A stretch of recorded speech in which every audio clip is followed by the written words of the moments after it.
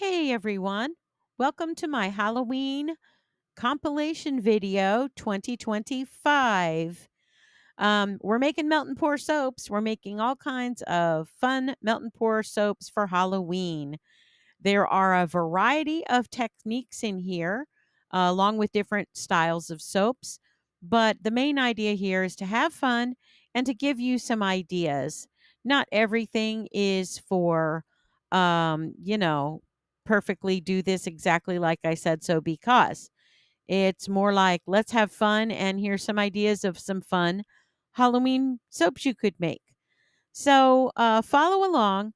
Please skip if you need to, if there are some you've already seen. Of course, it always helps me if you watch it and put it on while you're vacuuming or doing your dishes.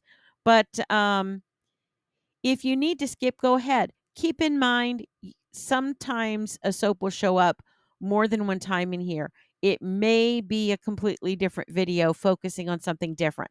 So give it a chance before you forward because it's possibly a different video. So that being said, there are also this some of these are some of my first videos in here.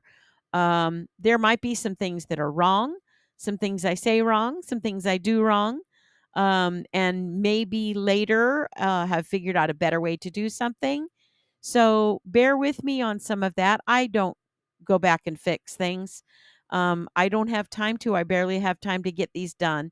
So just please be forgiving, and I hope you have fun with this. Um, it's a fun time of year for me, and hopefully a fun time of year for you too. So have some spooky fun and make some spooky soaps.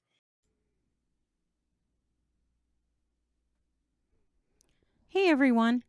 Today, as you see, we're working on Gothic windows. Ignore the mermaid tails, please. As many of you know, I will film several things at once because otherwise I don't get anything done. So, as you see, I'm using the detergent free from Crafter's Choice with activated charcoal.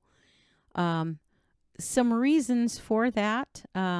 One, the detergent free soap isn't super clear, and so sometimes I'll use it on things that don't need to be super clear. Another another reason I like to use it on some of the more intricate molds is it doesn't set up right away, although the crystal clear doesn't either. But the more time you have, open time you have to work when you're doing, especially when you're doing larger numbers. This one really didn't matter because I'm not wasn't doing that many of them, just doing one little set here as a test. Oh, real quick, got to point this out.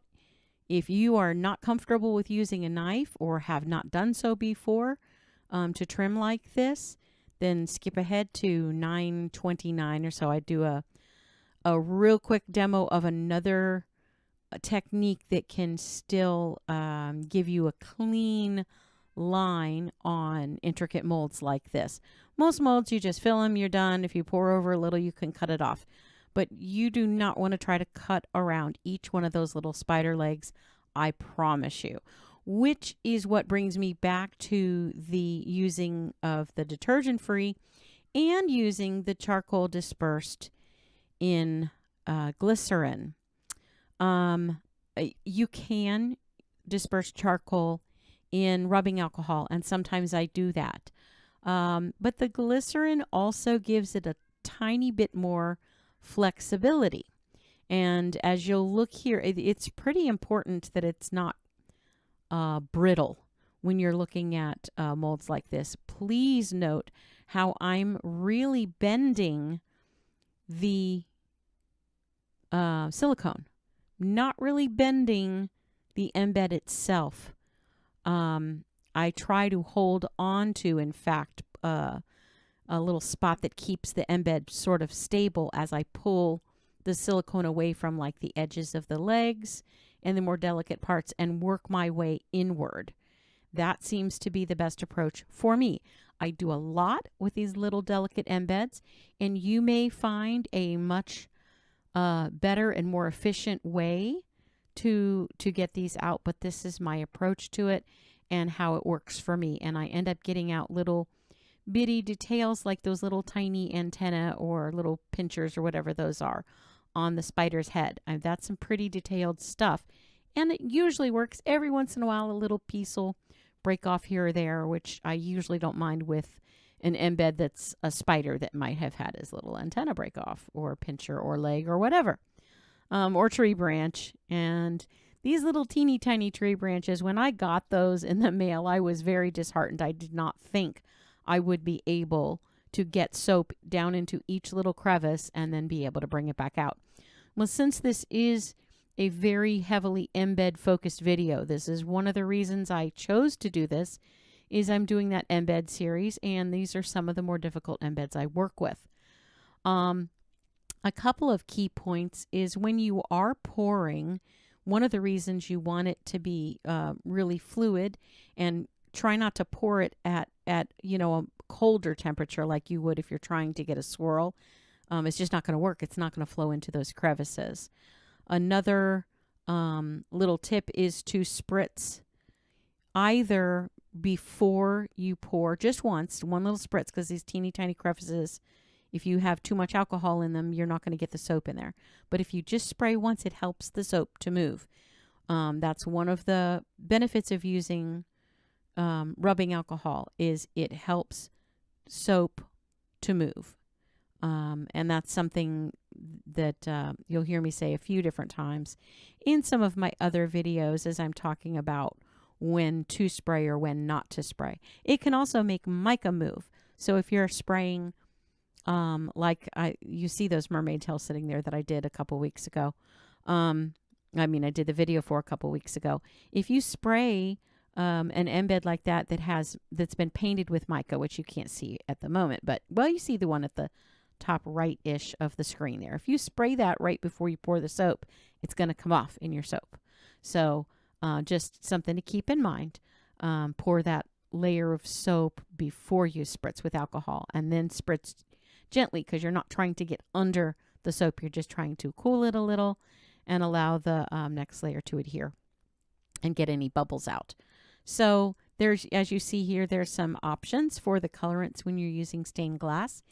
If you would like to see more about that and learn more about that, please watch my previous stained glass video. The stained glass soap video is specifically geared on colors and colorants and how to use mica and still have a transparent colored soap. Just some suggestions for you on that. Right now I'm using the Zenny color, which seems to be a little harder to come by right now.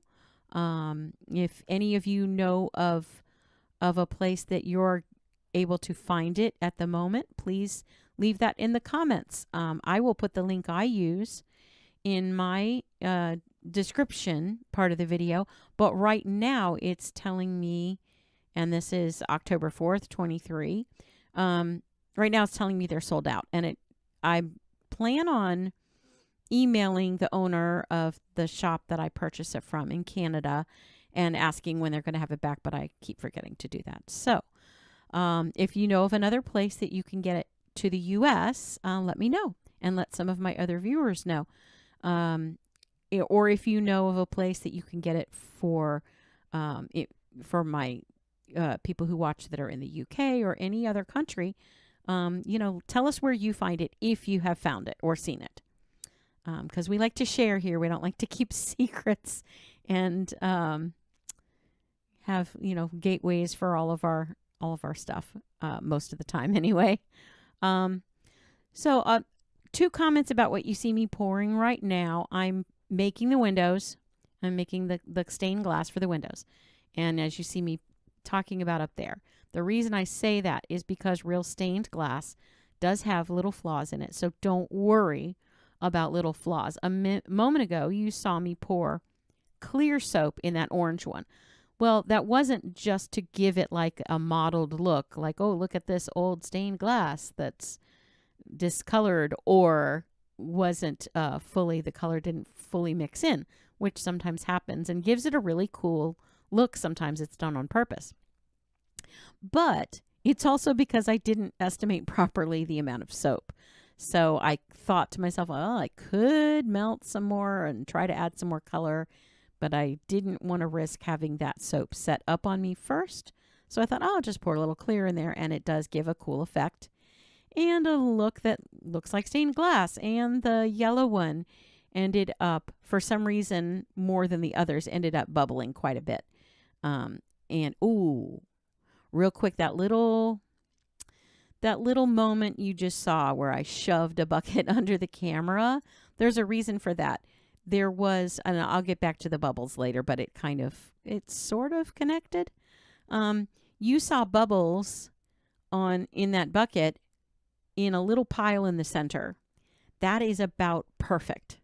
When and usually you can achieve that at about the perfect melting temperature or pouring temperature, which is always a little bit the melting temperature as far as how hot you get your soap to melt it always needs to go a little above the melting point because, well, especially I should say, not because you might not add fragrance and colorants, but if you do, it's going to lower the temperature. So you have to overshoot a little bit. That being said, it seems to be also about the perfect temperature for all of the soap bubbles to rise to the top and come to the center. That seems to work out to perfect for me, for what my use is. It differs greatly. Here's my little, boy, I'm all over the place today. Here's my little demo. Just swipe it off while it's still wet. If you're not comfortable using a knife. Okay, it's going to make a mess, so look at what you have around you. That's why I didn't come back and fix the tree here that you see me, because I didn't want to ruin my dragon.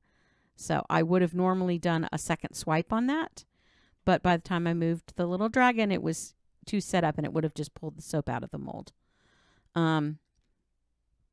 Anyway, so that's a technique to use if you don't want to use a knife the way I do. I have a lot of experience using a knife for carving and cutting various odd surfaces and textures. So, so the bubbles, you saw them there. I think that you could see them pretty clearly in the yellow.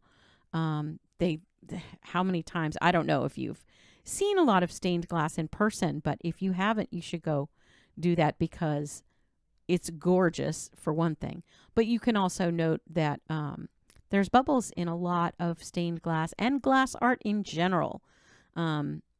It's difficult to keep all of the bubbles out and usually not possible.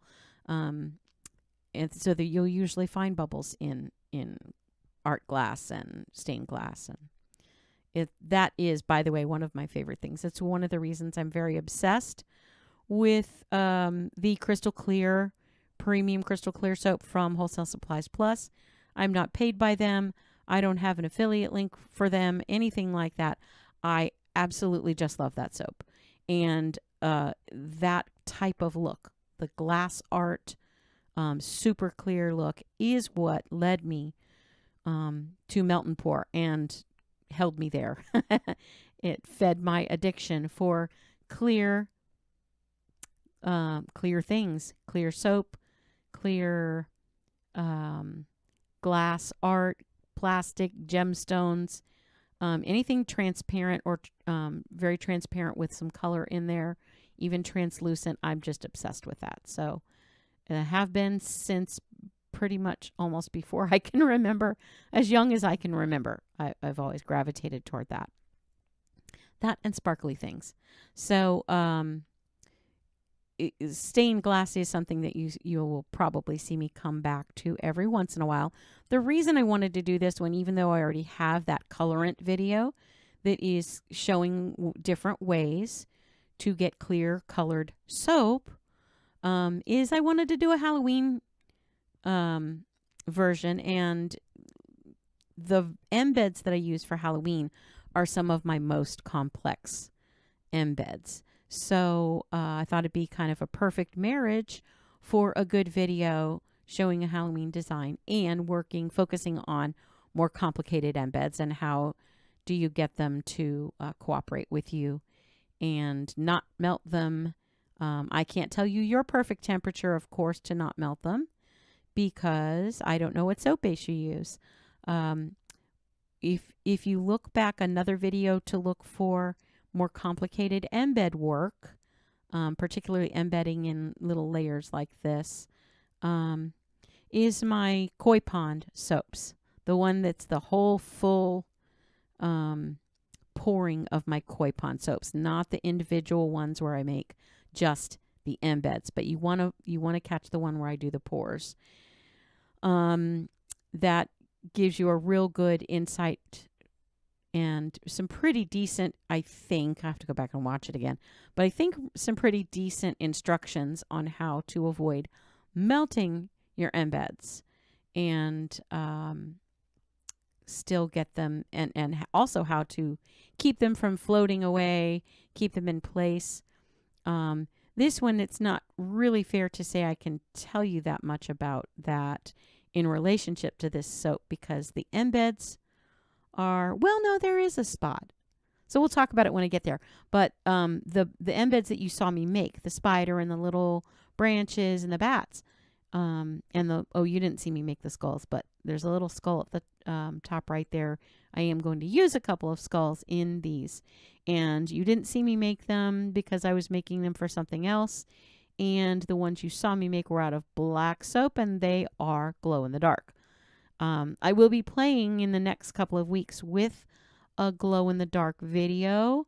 I've ordered the new glow in the dark blue. There's an intense blue. I can't think of the name of it, so forgive me, Mad Micahs, but they have a new glow in the dark that is supposed to be a deeper blue, and that's on its way to me, and I plan on kind of comparing it to the blue, the glow blue that I already have from them, and playing around with it and exploring different ways to use it, because I love the glow in the dark pigments. They're a lot of fun, as you'll see in a little while. So just to kind of catch up with what you see going on the screen, the little design for the window, I just drew that. You could probably download something if you wanted to, if you were not confident in your drawing skills to make a little archway. You could probably find something easily and trace it. I just did it on a little piece of cardstock, and then just traced around it. I got to tell you, I picked the wrong tool to trace around with it. I did okay with the little bitty knife there. It's easier with a stylus, and that's what I intended to do, but forgot to bring it out when I was gathering my stuff for filming. So instead of going back and getting it, I don't know, I was lazy and said, well, the knife's right here. So I did that, and it's a little more difficult. It's obviously not impossible, or you would have seen me getting up and going to get my stylus. But one of the things I was trying to point out, but I keep rambling, is that this design, I've never done this design before. This is my first time. So I'm kind of experimenting. I know the shape I want. I know the idea I want. I want a stained glass window, a Gothic looking stained glass window, like from an old haunted house, or haunted-ish house, or whatever you want to call it, a house that looks haunted. Those windows are fairly iconic in a lot of your spooky movies, and this time of year, that's why I chose to use that shape. And I also wanted to have images, like you're looking out the window and you see things. And so that's kind of what this is. And it also, to me, really highlights the clarity that you can get from the soap, particularly from the Crystal Clear, which is, by the way, that is the only soap I'm using for the window portion, and for this little pour. All this pour is a tiny layer, the thinnest layer you can get in the bottom of the mold, and it literally is just to hold these pieces in place while I pour the other stuff. And I chose to do that in clear because you don't want to see anything. I didn't want to have to scrape anything off. I've done that in the past where I just put the stained glass pieces in and pour the black, but then the black leaks under, and then you end up having to trim it. And I mean, it's not impossible, but I just didn't feel like dealing with it, so I thought I'd try this approach. So I'm pouring in the clear, and placing them the way I want. It doesn't hurt to play around with the pieces beforehand. Otherwise, you wouldn't have seen me go back and have to recut those shapes a little bit because they were bigger than I thought. They're almost always when you're doing embeds, the embeds are bigger than you think compared to your mold. So always measure and also always try them in the mold, because even if you're measuring with a measuring tape, you think it's going to work here and it's too thick here or too thin there or whatever. Always try to place them in the mold first and then pull them back out again and pour in your anchoring. I guess I'll call that. It's like an anchoring layer, that little clear bit. And you'll see me do that again when I take the whole bar and I do make the soaps a little heftier. I wanted them a little bit more kind of foreboding looking and a little bit just, I don't know, a little bigger. I like big soaps. And I cannot lie. But I do keep one small. So you'll see I keep one of these. I don't put in the mold to kind of frame it before I add the back pieces. The reason for that is because I didn't measure. I have done soaps. Here's more clear being melted. I have done soaps that I've framed before from this mold. I've taken this mold and then put that shape down into my loaf mold. And I've done that to where I had 3 soaps and they fit perfectly. But this one didn't want to do 3 and it didn't want to do 4. So I did 3 and I kept the 4th one as is. I don't know. In my head, I just had 4 designs I wanted to get done. So I did this other one and just left it as the 4-ounce size. So the little one will be 4 ounces and the larger it came out to be, I think, about 6 or 7 ounces. I haven't labeled them yet, so that's why I haven't weighed them yet. So fragrance, I'm not going to go big into the fragrance because it's kind of a proprietary blend. It doesn't mean it's a blend you can't use. I just it's kind of specific to the theme I'm going for. The Gothic window is part of a whole series I'm doing that I'm calling Nevermore. Again, just going with that Gothic feel. And I've got an Edgar Allan Poe looking soap called Nevermore that's got the little raven skull and a rose and I forget what else is in that little. Oh, and a raven feather. So I was just kind of playing around with that for my theme for Halloween. And this fragrance is basically ozone, which is kind of more a note, but a while back, I don't know if you can still get them, but you could get these little kind of fragrance makers, fragrance oils that are meant to be mixed to create other fragrances, and they're simple notes. And this was from Wholesale Supplies Plus. I don't know if they have them anymore because I use them up slowly. I just use a little bit here and there. But the ozone, if you're not familiar with what that smell is, it's right before or right after it rains. It's kind of it's a very clean fragrance, very clean smell, but it's not, to me, it's best on its own. So I usually try to add couple of little notes in here and there. But I love any fragrance that has ozone in it. And then I added a little bit of I think I added a little bit of a fruity note and a tiny bit of floral. A lot of your airy kind of clean fragrances have just a touch of a floral. So if just play around with it a little bit. Just put a little tiny 1 drop of each fragrance on a Q-tip and put them in a Ziploc bag. Shake them up, open it up, give it a sniff. That's how you test them. And then if you don't like the balance, sometimes just add an extra drop and play around with it that way. So there's the one that I just did in the I'm cleaning them up now. The yellow one is the one I do in the pink mold, and I don't add a frame.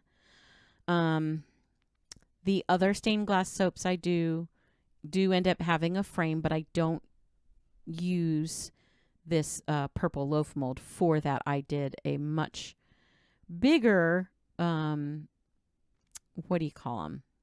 Slab mold. I used a slab mold for those. So I didn't want to make that many at this time because I wasn't sure if I'd like the design. I wasn't sure what I was doing with it.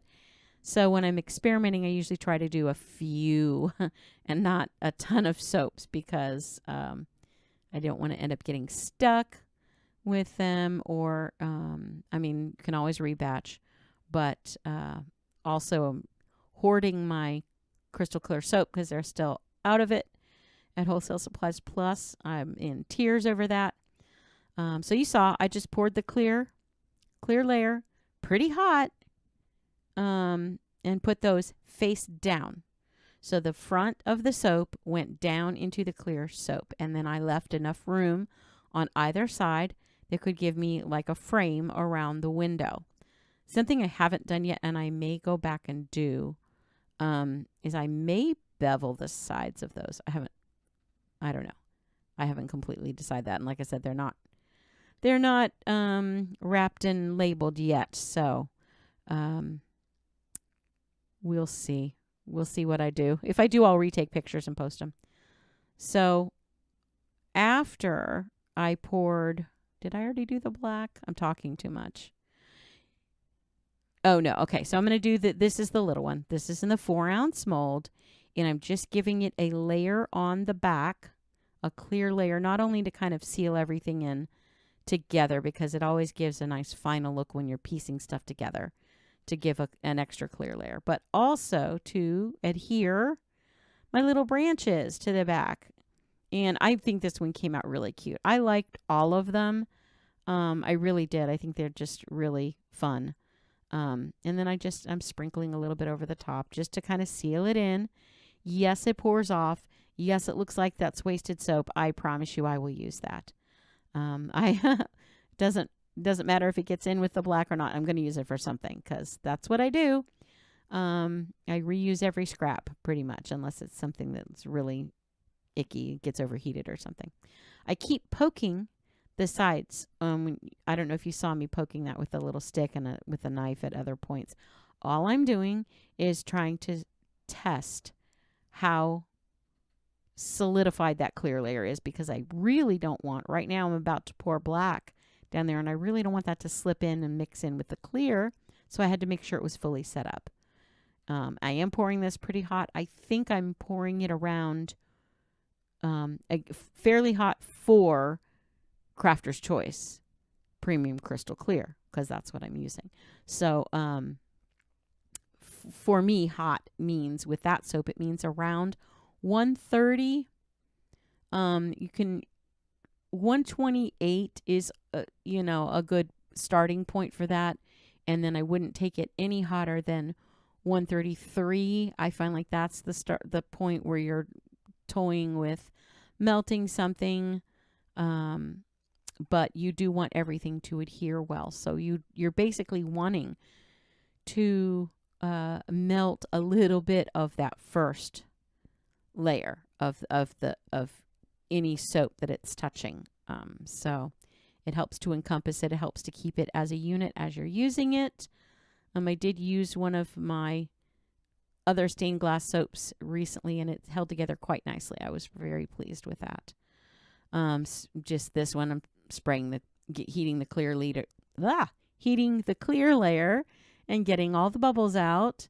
And obviously there's time that went by in between. You don't want to watch me sit around and wait for soap to set up. But the black layer was fully set up before I poured this clear layer. And I'm playing with the placement of these little embeds now. Because it's such a small layer, I can pour it pretty hot, and it's not going to hurt these embeds to put them in. They're not going to melt. Even with these teeny tiny little spider legs, I pop it in there, try not to move it too much. You saw me adjusting a little bit. But if you try not to move it too much, you're less likely to have melting, but also just a thin layer.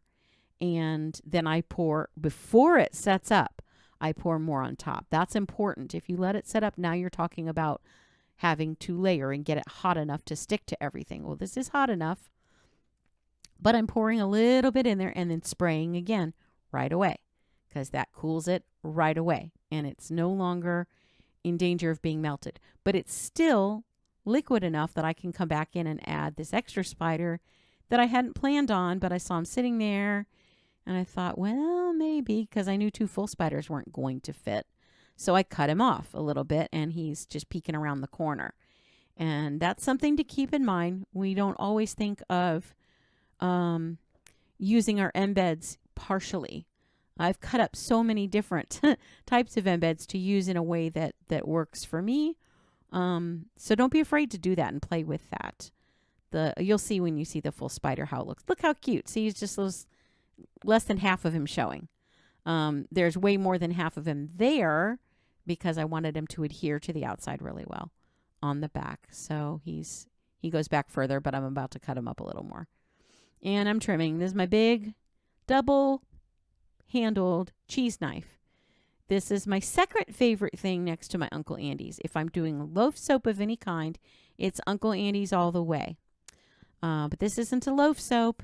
Even though it was done in a loaf pan, the design was not vertical. It was horizontal and flat. And so you're looking at the bottom of that mold, and you have to cut that way. You don't want to use Uncle Andy's for that because it's not going to work unless you, I don't know, it might work if you measured everything out for that size cut. I'm not sure if it would go that far, that wide. I don't know. I haven't tried it because I just use my knife for that, and it's much easier. So basically you're seeing it here. I was just wanting to point out in some of the pictures I posted recently that I intended for the front of the soap to be the stained glass, and the back of the soap is the bats and the spiders and the embeds. And I think it came out really cool. I think you see them really well through that soap, despite the bubbles here and there and the little imperfections. And I don't mind that. I think it makes it look really cool. There's the little branches. Now, the only thing with that one is I wish I had cut off a little bit more of that kind of turret shape at the top, because it ended up the black didn't quite meet together. But that's like really getting picky.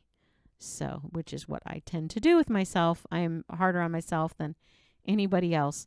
And here's my little skulls. The top one is the blue. The green one is the bottom, the glow green.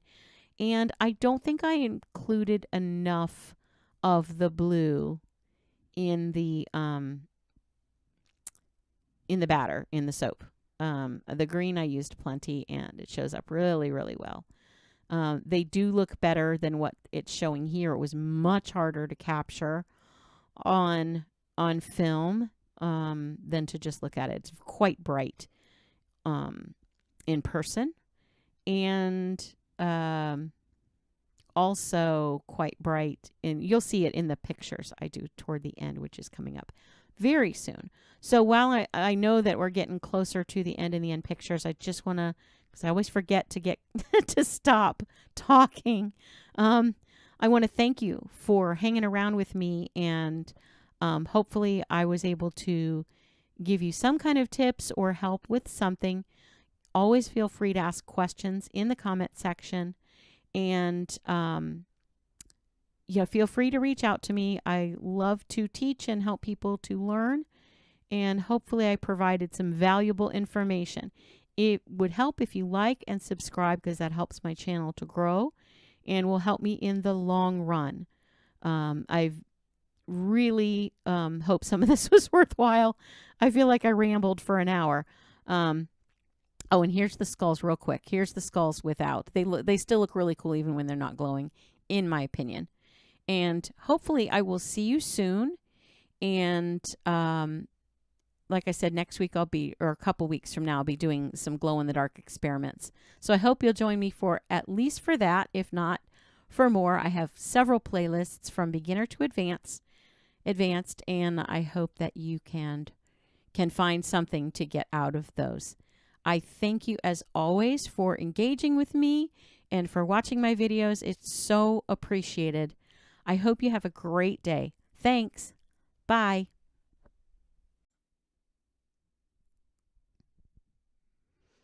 Hey everyone.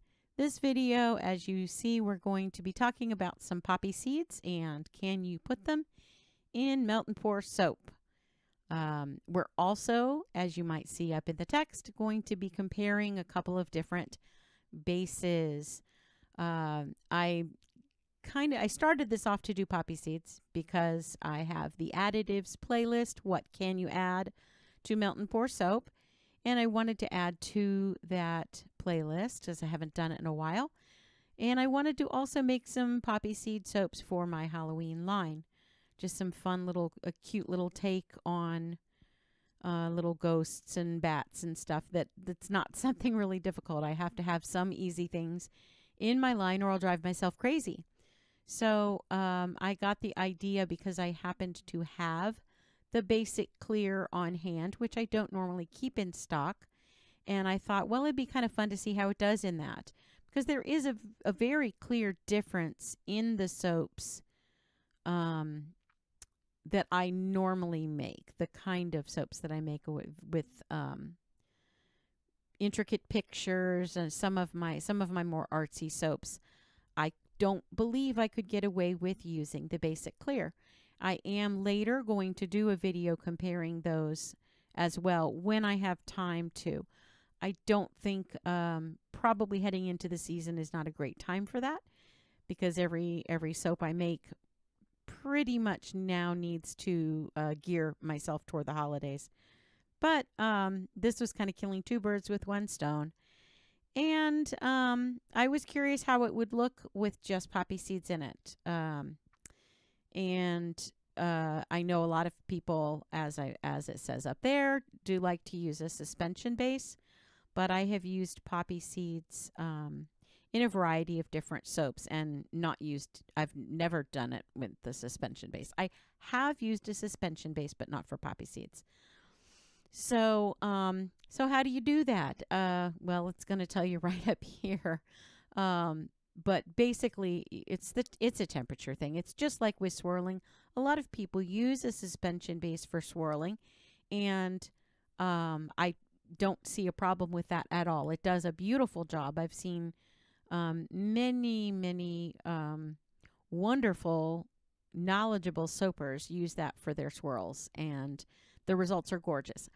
I'm not a fan of the way the soap base feels, and I've only tried one brand of suspension base, so I can't say that I have full knowledge of every soap base available for suspending soap. I don't find it very clear. It's clear-ish. It's translucent. But I really if you know me well, you know I really go for clarity. And so I wanted to play with the basic clear and see how clear that was. And will it suspend them? And I've always used the premium crystal clear to suspend them. And it just takes, as I said a second ago in the text, it just takes patience. You have to allow it to cool enough. Now, if you're doing a very large batch, that could be a slight bit of a problem. You might need to pour it in smaller batches than you want to. I take it to where it's, pretty thick, like almost setting up. And here I'm just experimenting for this. I'm not making a bunch right now.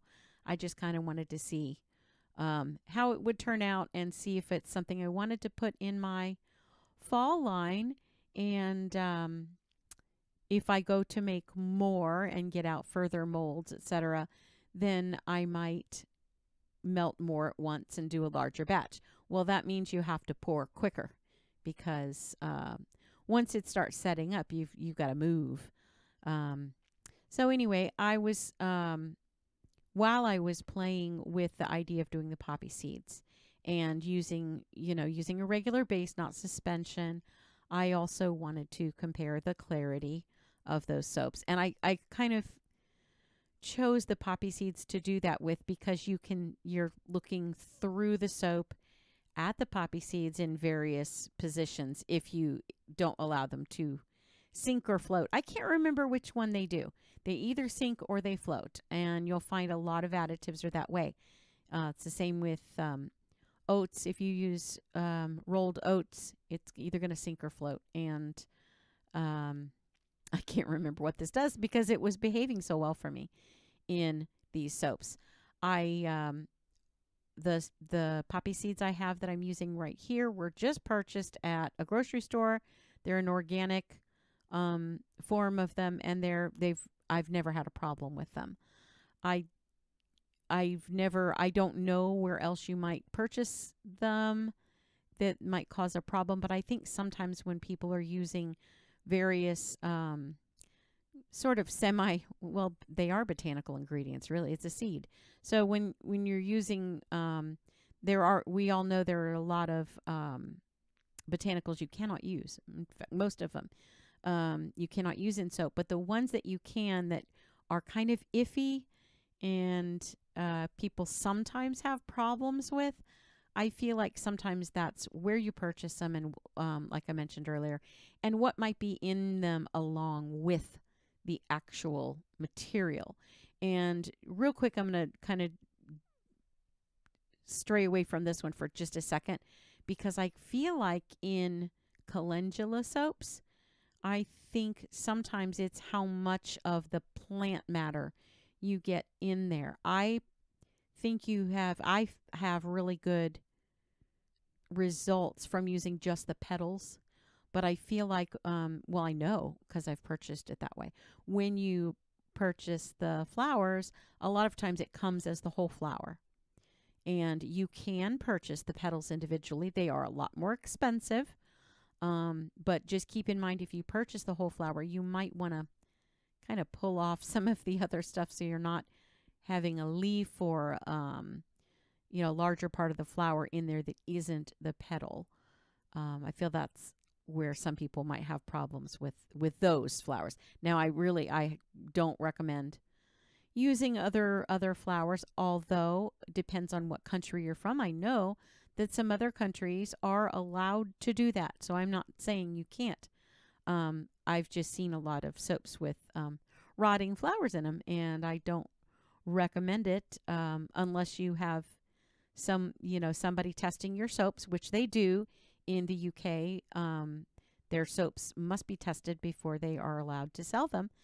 And so whatever it is that they are doing, I'm assuming they're tested for mold and problems like rotting and issues like that. So I kind of went off the topic here a little bit, but I'm only saying that so that you're kind of aware to be careful of where you're purchasing from. Just like with the oats, you don't want to use the quick oats or instant oats. You want to be sure that your source is reliable for anything that you put in your soap, obviously, but for poppy seeds or anything else. Like I said, this was from a grocery store, so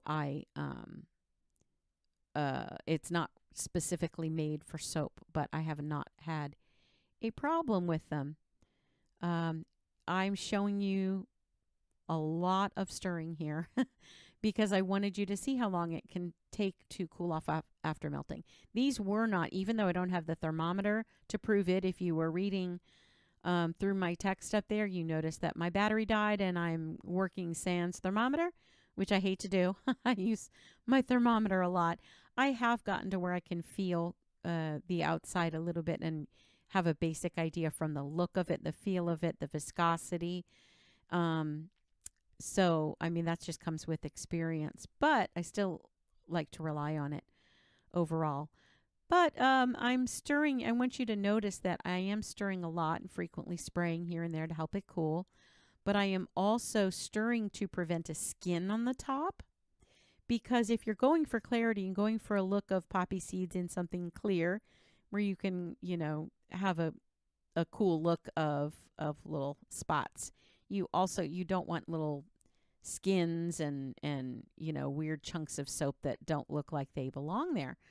So if you continue to stir it like I'm doing and give a spritz every once in a while it's cooling, it's not going to form a skin.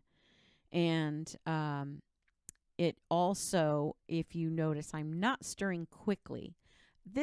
Where you see me stirring here, this is 1.5 times.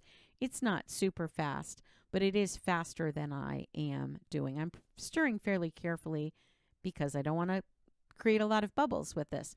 Bubbles are really easy to get out when your soap is hot, or, not overly hot, but when it's hot enough to at the temperature that we normally pour at, which for me is usually around the melting point, just above it sometimes.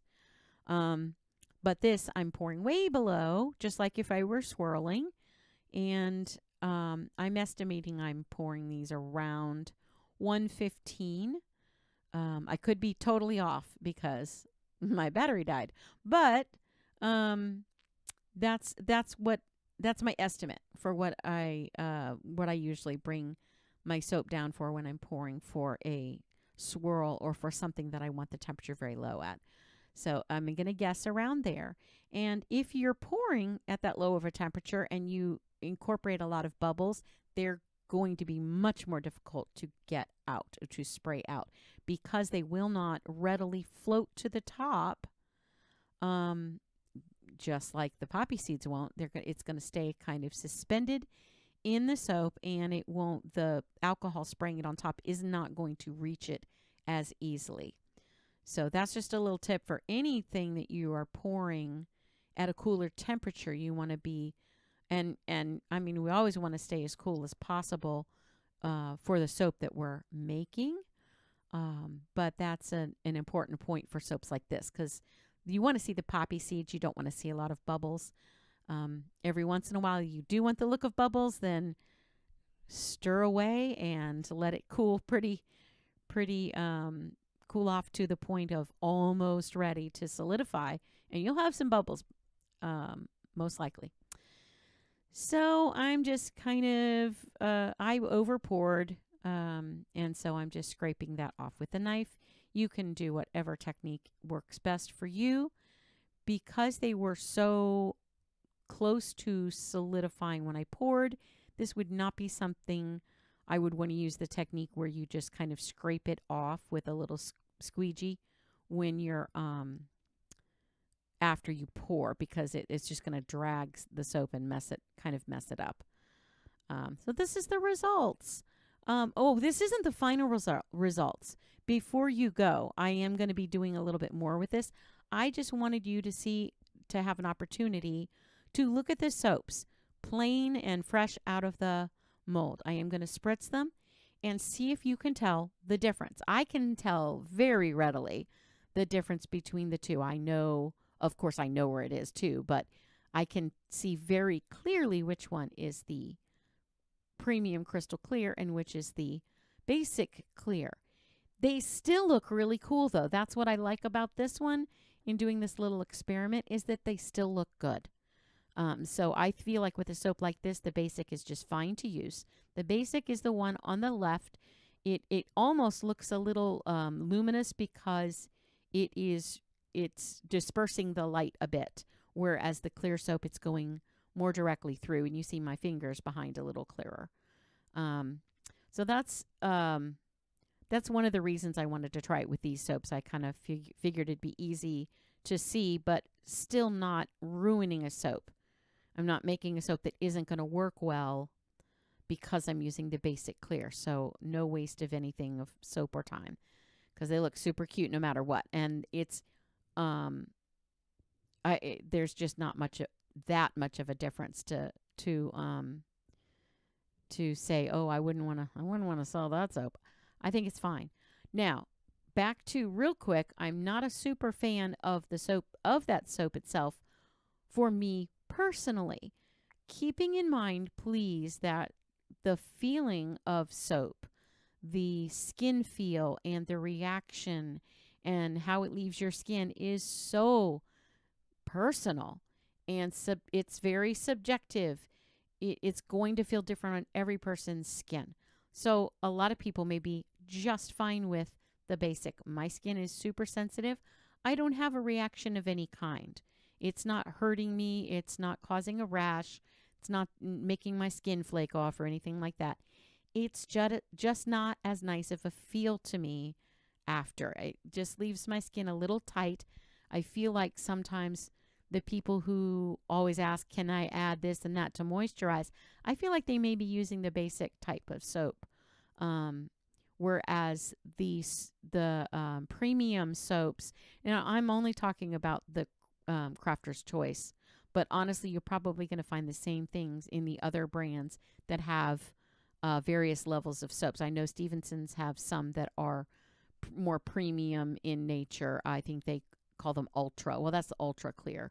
But I know there's a variety of different ingredients in their soaps, and I know some your skin's going to like, some it's not. That's why I offer a variety. Even though I basically offer one brand, I still offer a variety of types with my soaps, because somebody might need shea butter or want goat milk. Or, and I incorporate a lot of detergent free for some who might be sensitive to detergents. My skin happens to love the premium crystal clear and a lot of the other premium soaps. I love the premium aloe, which is also surprisingly clear. But this just goes to show you that you can make really cool clear soaps with the basic and get a great result. Those are cute as can be, in my opinion. I didn't trim them yet, so you'll see them trimmed at the end pictures. But all I did, I didn't write much about that, making the little faces, because you saw what I did. Used a pipette, hot soap. It's hot soap with activated charcoal in it, is all this is. And it's a little hotter than I normally would take it, but for something like this, not so hot to burn it or boil it, but hot enough so that it's going to adhere really well without me having to scratch it or anything like that. It's hot enough to kind of melt the first few little molecules of soap there and attach itself to those. So anyway, I thought they came out pretty cute. As you saw, I made boo-boos all over the place with those, no pun intended. And I just scraped it off with a knife and then polished it a little bit with I had a paper towel there. I know it's all crumpled up and everything, but it had only had alcohol on it. And that's what I was using to kind of just smooth it out a little bit. And here's my light box pictures, just to give you an idea what they look like after they've been trimmed, and kind of a close-up. As you see in the light box pictures, at least in my opinion, it's much more difficult to tell which is the basic clear and which is the premium crystal. So I'm hoping that you had some kind of fun experience with this. I hope this helps you to either learn something or make some decisions on what you may or may not want to try for soaps or for additives in your soaps, things like poppy seeds that can be really super cute. Thanks for stopping by. And if you have any questions, as usual, please leave them in the comments, or you know where to find me. Have a great day. Thanks. Bye. Hey, everyone. Welcome back to Miss Terry Soaps and Such. We're going to make some spiders. So, as you see here, I'm not putting a lot of instructions up here. So I'm going to talk a lot, which means I'm not going to be able to catch up too much with you. But I will, when there's a moment, I'll try to catch up a little bit and give you just a little info about where I've been and what's going on. So you just saw me put some activated charcoal and some vegetable glycerin into this little teeny cup and stir it up together. Stirs in pretty well, and that's the way I like to disperse my activated charcoal. I did about a teaspoon of each. This is a very small little cup, and so is that cup of soap that is holding about 2.5 ounces of premium crystal clear from Crafter's Choice. I purchased mine at Wholesale Supplies Plus. That is my soap of choice. I'm not sponsored by them, but that is what I like to use, particularly with a clear soap. You could use another type of soap to make black, but it has to be clear. You cannot use goat milk soap or Tussa Silk, anything like that, because you will end up with gray soap. So I'm using the charcoal into dispersing it into this soap, quite a bit of it, because I want it to be very what's the word? Oh boy, I'm just getting back into this, so y'all have to forgive me. I'm pouring soap everywhere. I'm making messes. I usually am making messes of some kind, but I'm also trying to remember the words of what I used. So my brain's a little fried. Um, I want it to be more saturated. That's not the word I was looking for, but that works. I don't want it to be transparent. Anyway, I'm pouring it into little tiny molds that I got off of Amazon. These are just little small, I think they are molds used for fondant typically, but you certainly, as you can see here, you can use them for soap as well. And I bought them in a little collection of Halloween molds, and I will try to link that in the description box. If you don't know where the description box is or how to find it, it's generally lies right above the comment section when you're watching YouTube. And it usually says where it says more, you want to click on that. That's very important because a lot of information is put into that box. And you usually want to click on it to see if you're interested in learning more about what I've done here or more about any of the products I've used, stuff like that. And particularly today, because I'm not putting text up like I like to do, but it's really time consuming. And I was just really trying to get something back up, something new up for those who like to watch me make soap or learn how to make soap, but get some ideas for Halloween. And I'm so behind that I was just dying to get something up. So I said, okay, well, I'll just talk through the instructions. So hopefully, if I leave something out, please let me know. Real quick, while you see me doing this here, don't try this trick if you're not used to using a knife. It's tricky, and you have to be very careful and cautious. It's hard to see there, but my fingers are not coming up and around that mold.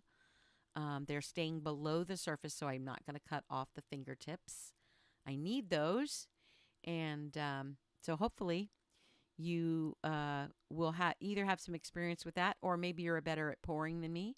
I do have another way of removing the soap from these type of embeds, and I show you in one of my embed videos. I do have an embed, at least one embed video that goes into detail about how to do this, how to remove them effectively without breaking these little legs. And you see I'm showing you, but I go into more detail in the video about embeds. But I'm pulling, if you notice, I'm moving the mold away from the soap. I'm bending it back away from the item.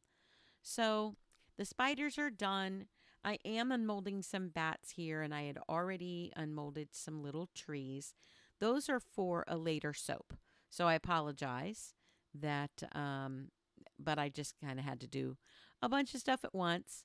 And so I did the spiders and the bats and the trees at the same time. But I'm only using the spiders today. I am starting to fill these little cups with the colors I'm going to use. And I'm just going to give you a kind of a quick rundown of what they are. They are all from Mad Micas. And yes, I am affiliated with Mad Micas. And I will leave a link. If you purchase from my link, you will be charged the same price you normally would be, but I get a 10% kickback. So it helps me out, and you're not charged any more than you normally would be, even on sale items. So consider doing that, purchasing through my link. It definitely helps me out. I don't use Mad Micah's products because of the affiliate link. I use them because they're my favorite. So I do use a few others here and there, but they are my go-to. And I prefer them. That's why I wanted to have an affiliate link with them, because their colors are great. They're soap safe. They're skin safe. They're very reliable. You're not going to have a lot of strange morphing colors that have anything to do with the mica itself. It's also ethically sourced, and you'll find if you do some research into it, not all companies' micas are ethically sourced. So you might want to look into that. So the colors I used, I will put links to each of them. That was Sour Lemons, which is no longer available, but you might try Bright Yellow Raincoat. That's a great alternative to that. And you can adjust it a little if you want to alter it a little bit. You can always play around with your shades. And I also, well, right now, what I'm stirring in here is Radioactive, which is a neon pigment. And you'll see me really mushing it around. Anything that is a pigment rather than a mica is going to be more difficult to stir. I'm stirring all of these into, oh yeah, that's just me showing my frustration with almost spilling things and dropping things, because I do this a lot. So that was my little hand gesture of frustration. Any pigment you want to mush kind of up a little bit and stir longer than a regular mica. So I did use several pigments here. You saw me putting the powder into the little cups, and I did Sour Lemons, like I said. I did Flotation Device, which is a neon pigment, and I did Pumpkinhead, which is a mica, and then I did the Radioactive, which is a neon pigment, and I also used Lush Green.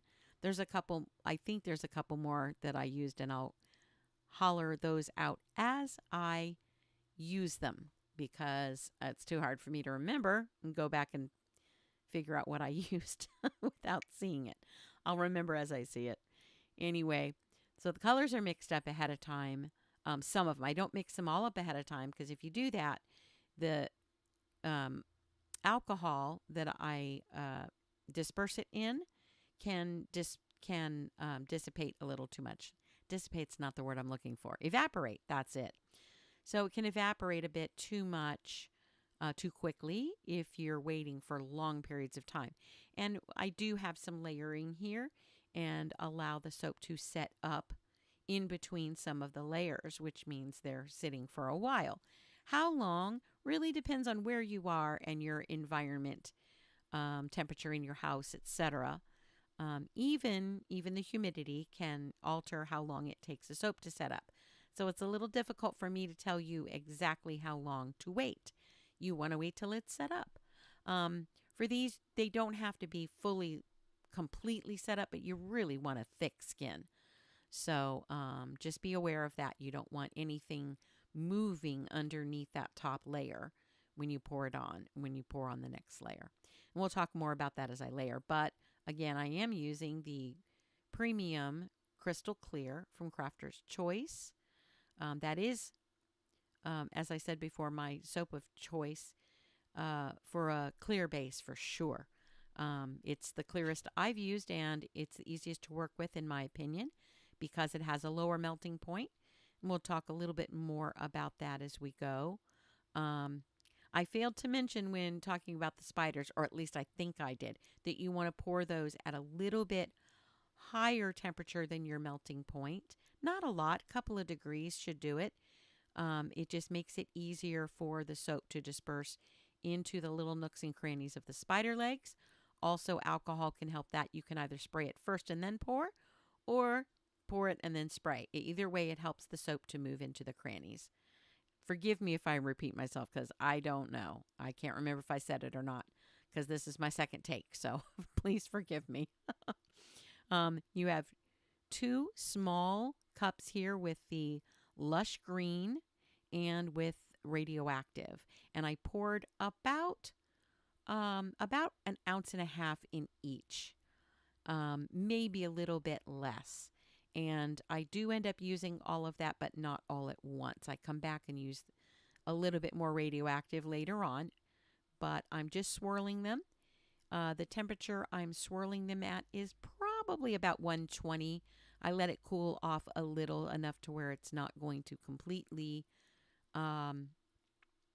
mush together. That you don't want the colors to completely blend. You could pour lower than that if you want.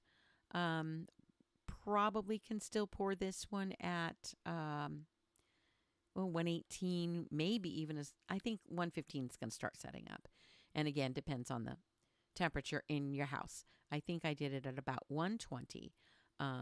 All of this was flying by the seat of my pants because guess what? I couldn't find my thermometer when I was unpacking my stuff.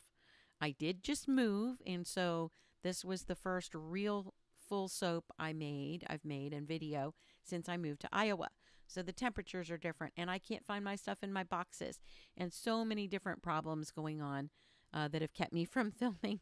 But not having my thermometer was a big one, and it really threw me for a loop. But I think I have enough experience in me to start to be able to kind of feel what the temperature is by feeling the outside of my bucket. That's only because I've been doing it for quite some time now, 4 years, and I always feel the side of my cup to see kind of what it's feeling like. If it's too hot, then I check the temperature. If it feels too cool, I check the temperature. I usually check the temperature anyway, but through that process, I've kind of started to feel what it's like. So I let that, as you see, I let that little swirl, that I didn't swirl a lot, just a little bit. I only poured that tiny amount into my 5x5 mold. It's a flat mold. It doesn't go very high. It's, oh gosh, what do you call it? I can't think of the name of the type of mold, but I will eventually. And I let it mostly set up while I was mixing up the other colors and then reheating the soap. And I'm going to do the same, well, sort of the same. I'm going to do my marbling technique, which is something I created a while back. It's a different way to marble or swirl than, say, the acorn swirl or something like that. I layer a variety of colors and disperse. I disperse some of the colors into clear, so you can kind of see the layer beneath it. The color is always going to show from the bottom because I'm always blending it with clear. So here you go. There's a tiny bit of clear.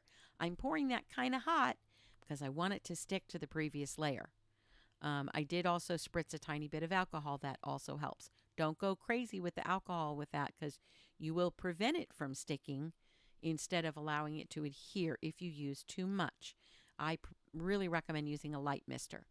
So the yellow you see me dispersing there, the sour lemons, that is only mixed in alcohol. I didn't add soap to it until a few minutes or a few seconds from now. I will.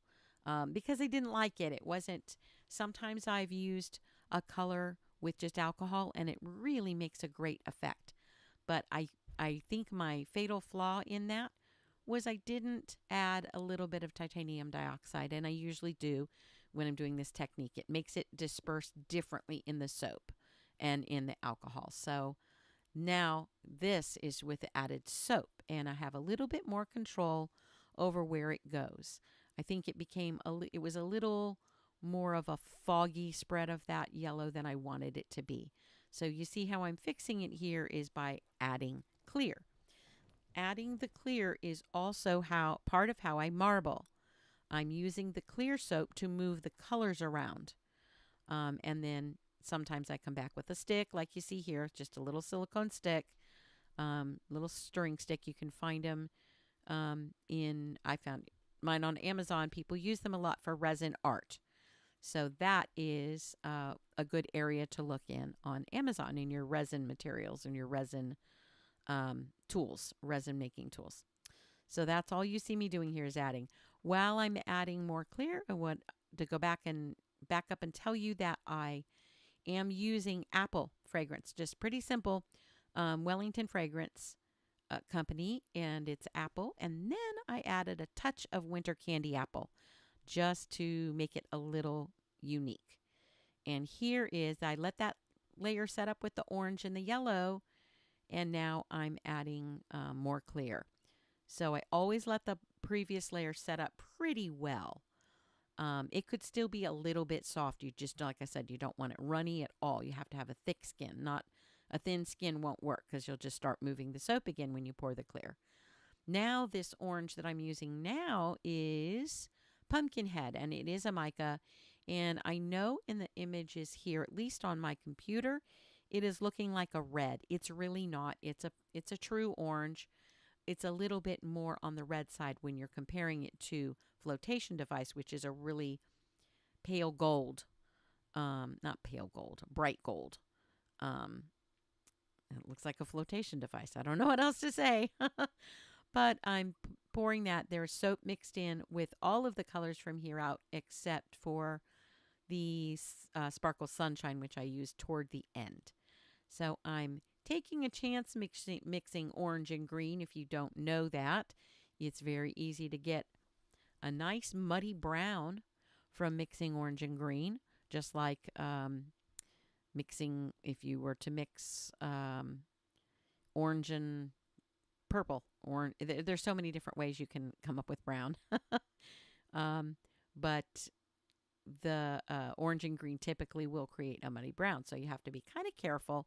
As you notice, I didn't put a lot of this in this layer. If the orange and the yellow were to mix, it wouldn't really be a big deal. But in this one, I put a little bit more of that radioactive in because I wanted it closer to the top layer to make it stand out a little bit more. And you'll see here, I go to swirl with this little stick, and if it moves, if it looks like a little bit of a web or a little bit of a tiny layer on top starting to form, I stop.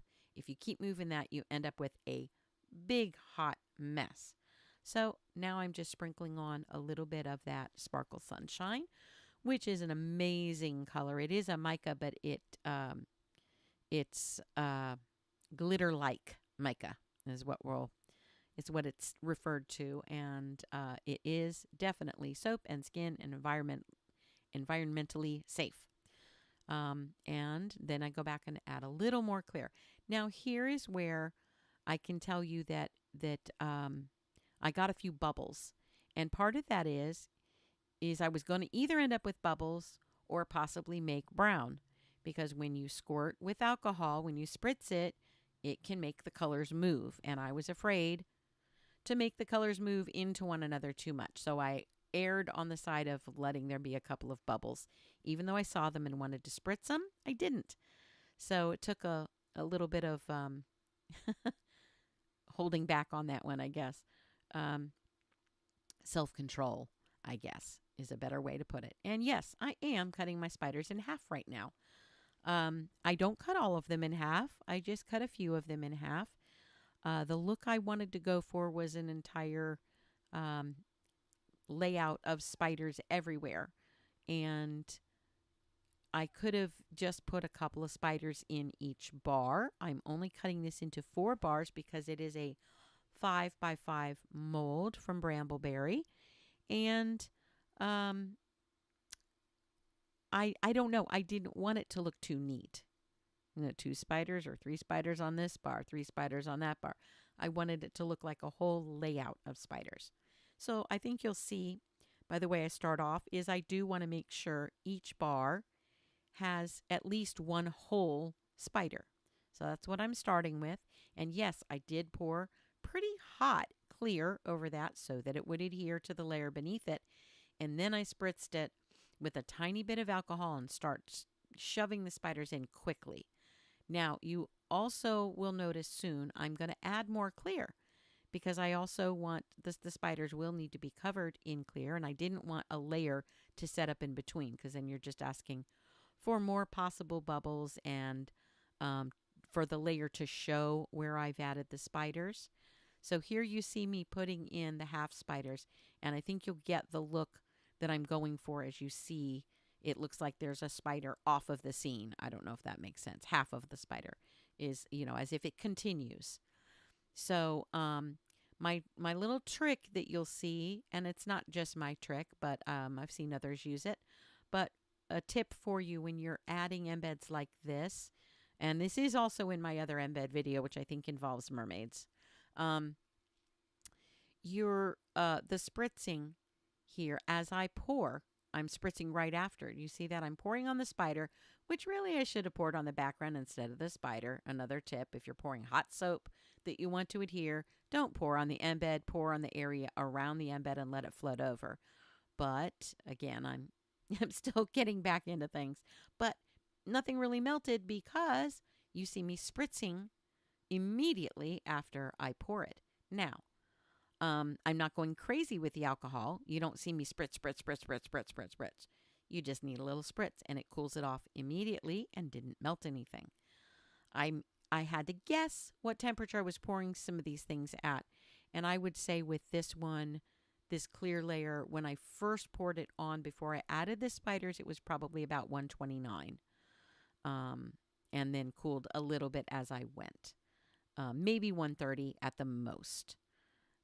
And then, of course, I let it set up fully before I did this. A lot of people misunderstand and think I'm removing it immediately or adding layers immediately. I just don't want you to have to sit there and watch soap dry.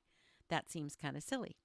So the little spritzing I'm doing as I pulled the sides from the soap just helps it to unmold a little bit easier.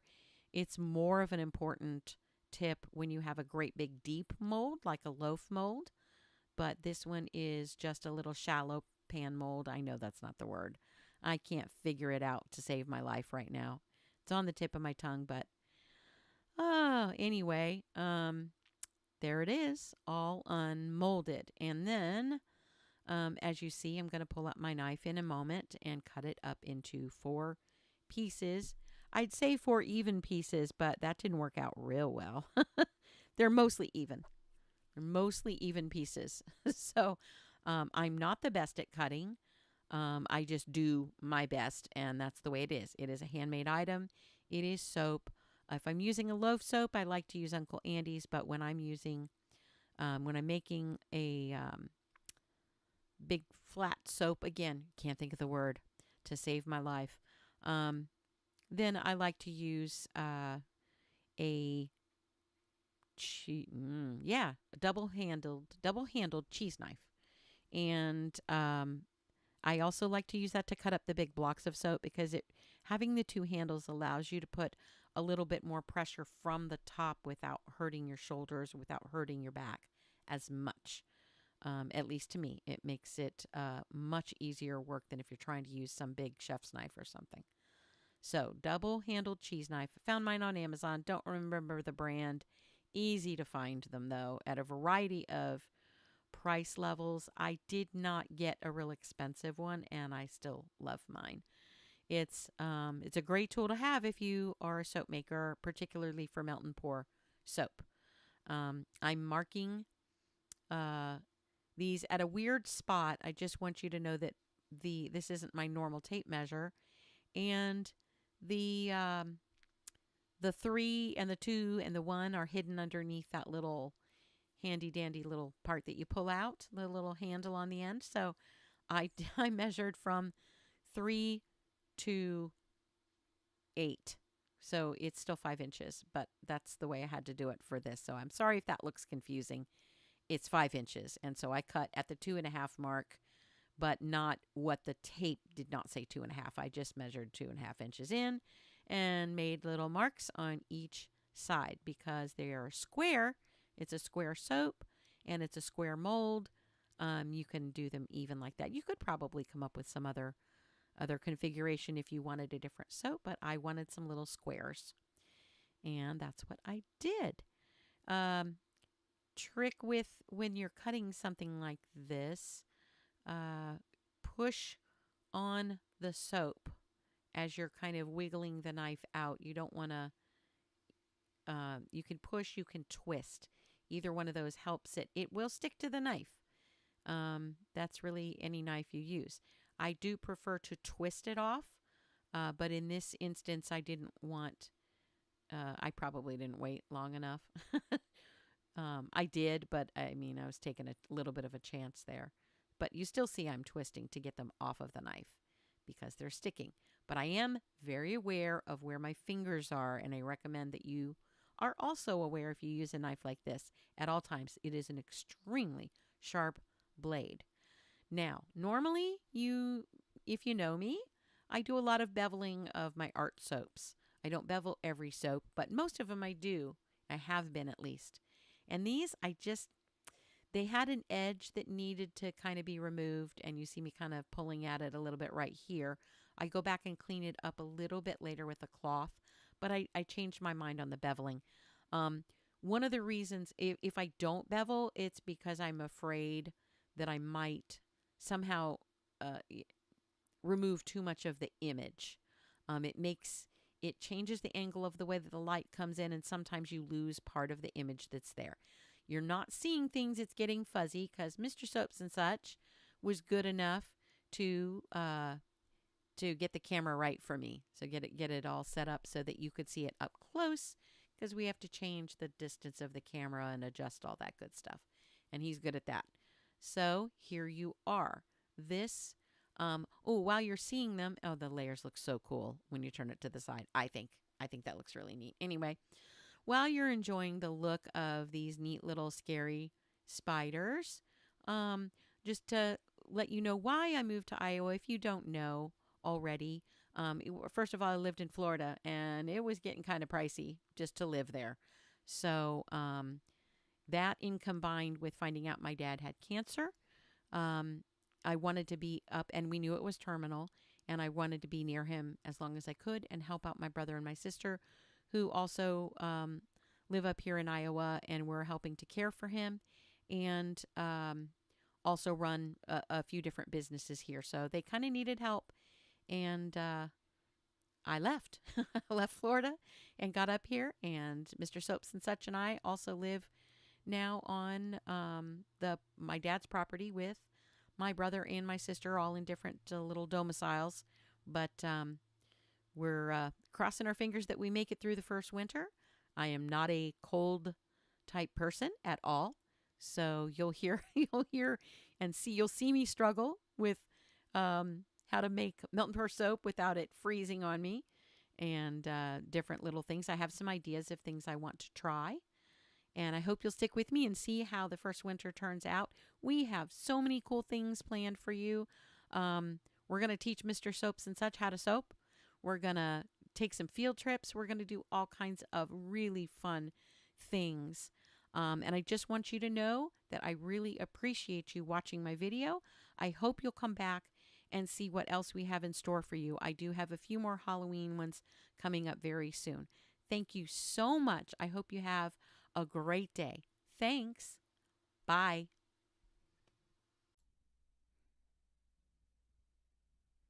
Hey everyone. We're going to work on a Halloween swirl today. This one is a 4-color swirl, basically a freestyle.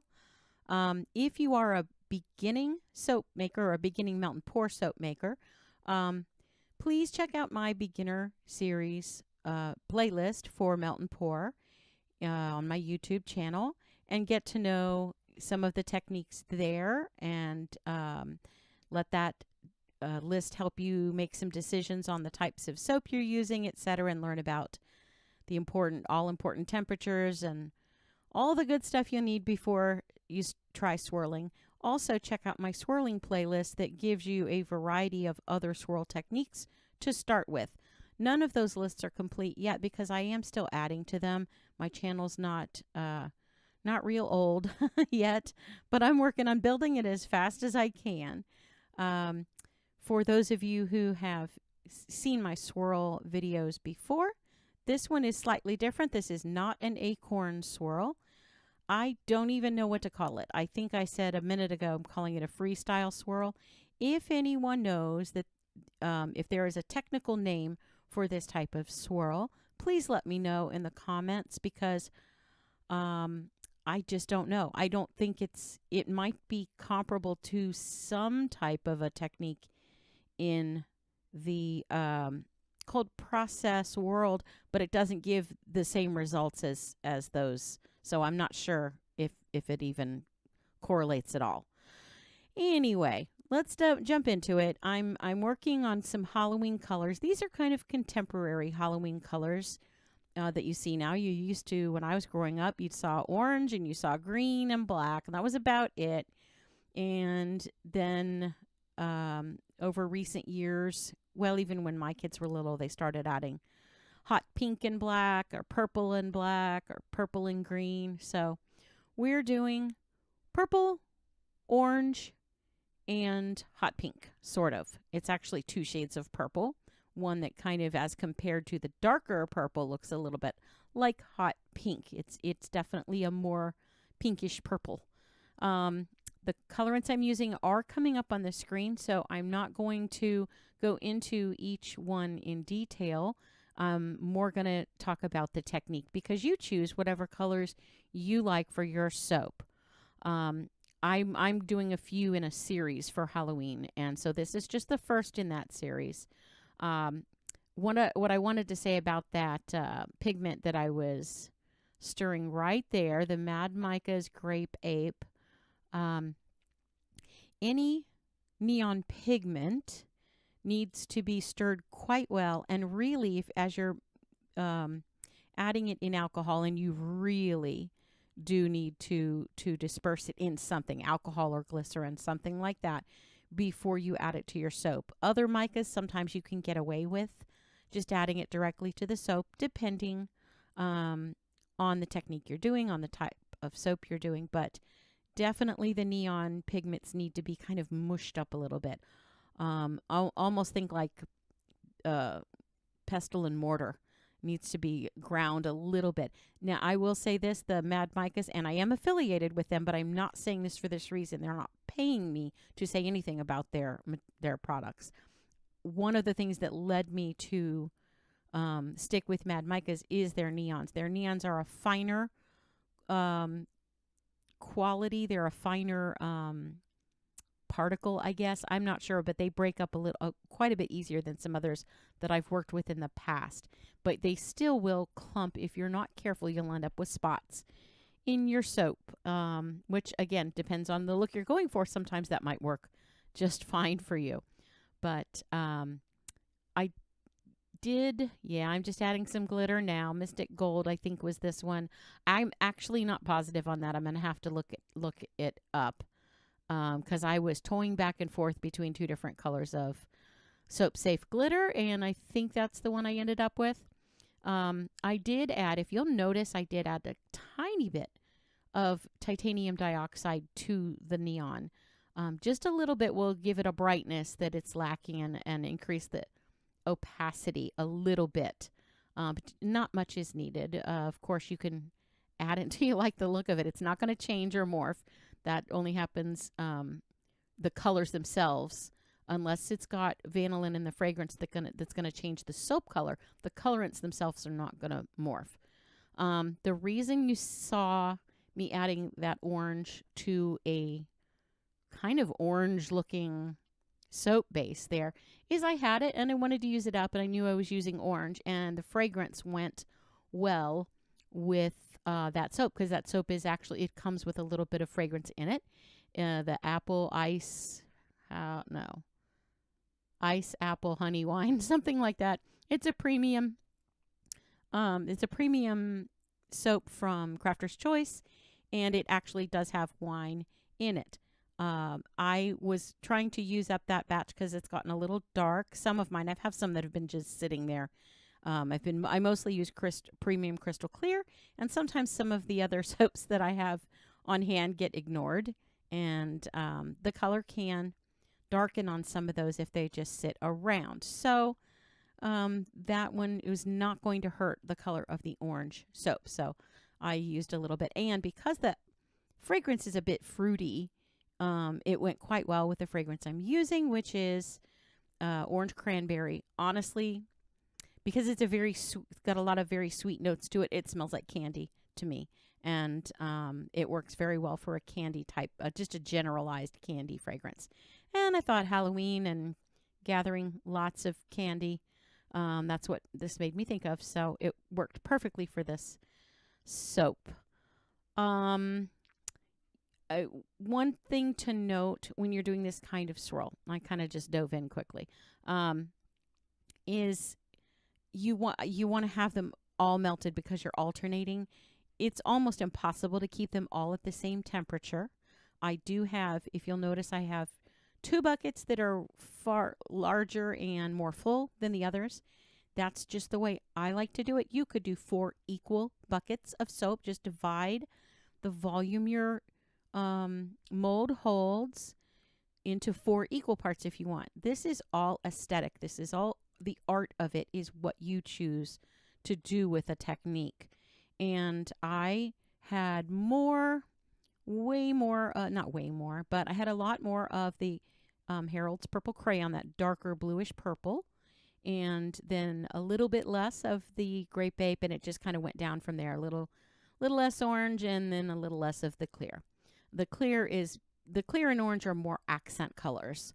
The clear with the glitter especially, it's just going to help give a pop of glitter every so often. And the clear offers a chance for light to shine through every once in a while, and for it to kind of give a little barrier between colors every so often. So because you don't just want it all to mix together. Of course, that is more due to the temperatures of your soap. All of these I started pouring at around,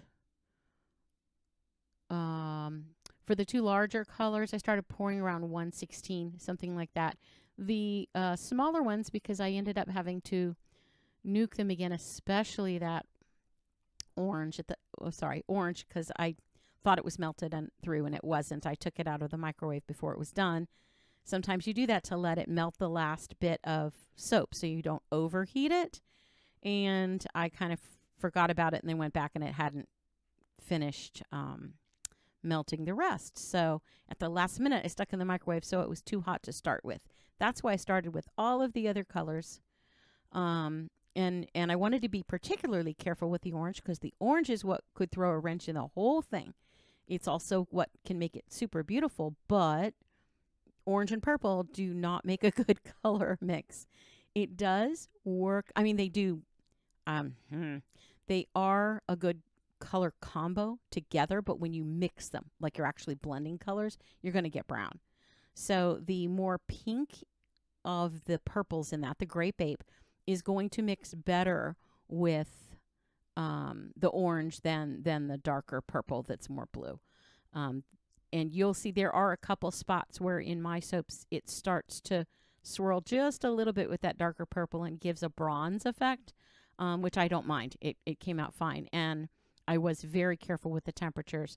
I don't know if you saw me but pour a little bit of alcohol in that orange soap, just a tiny bit, about a teaspoon maybe. It just helps it cool down faster. Sometimes I'll spritz it and stir to cool down, but if it really needs to cool a little faster, I might put in a teaspoon, and stir it in. It evaporates quite quickly when your soap is hot, and it will help cool it down pretty fast.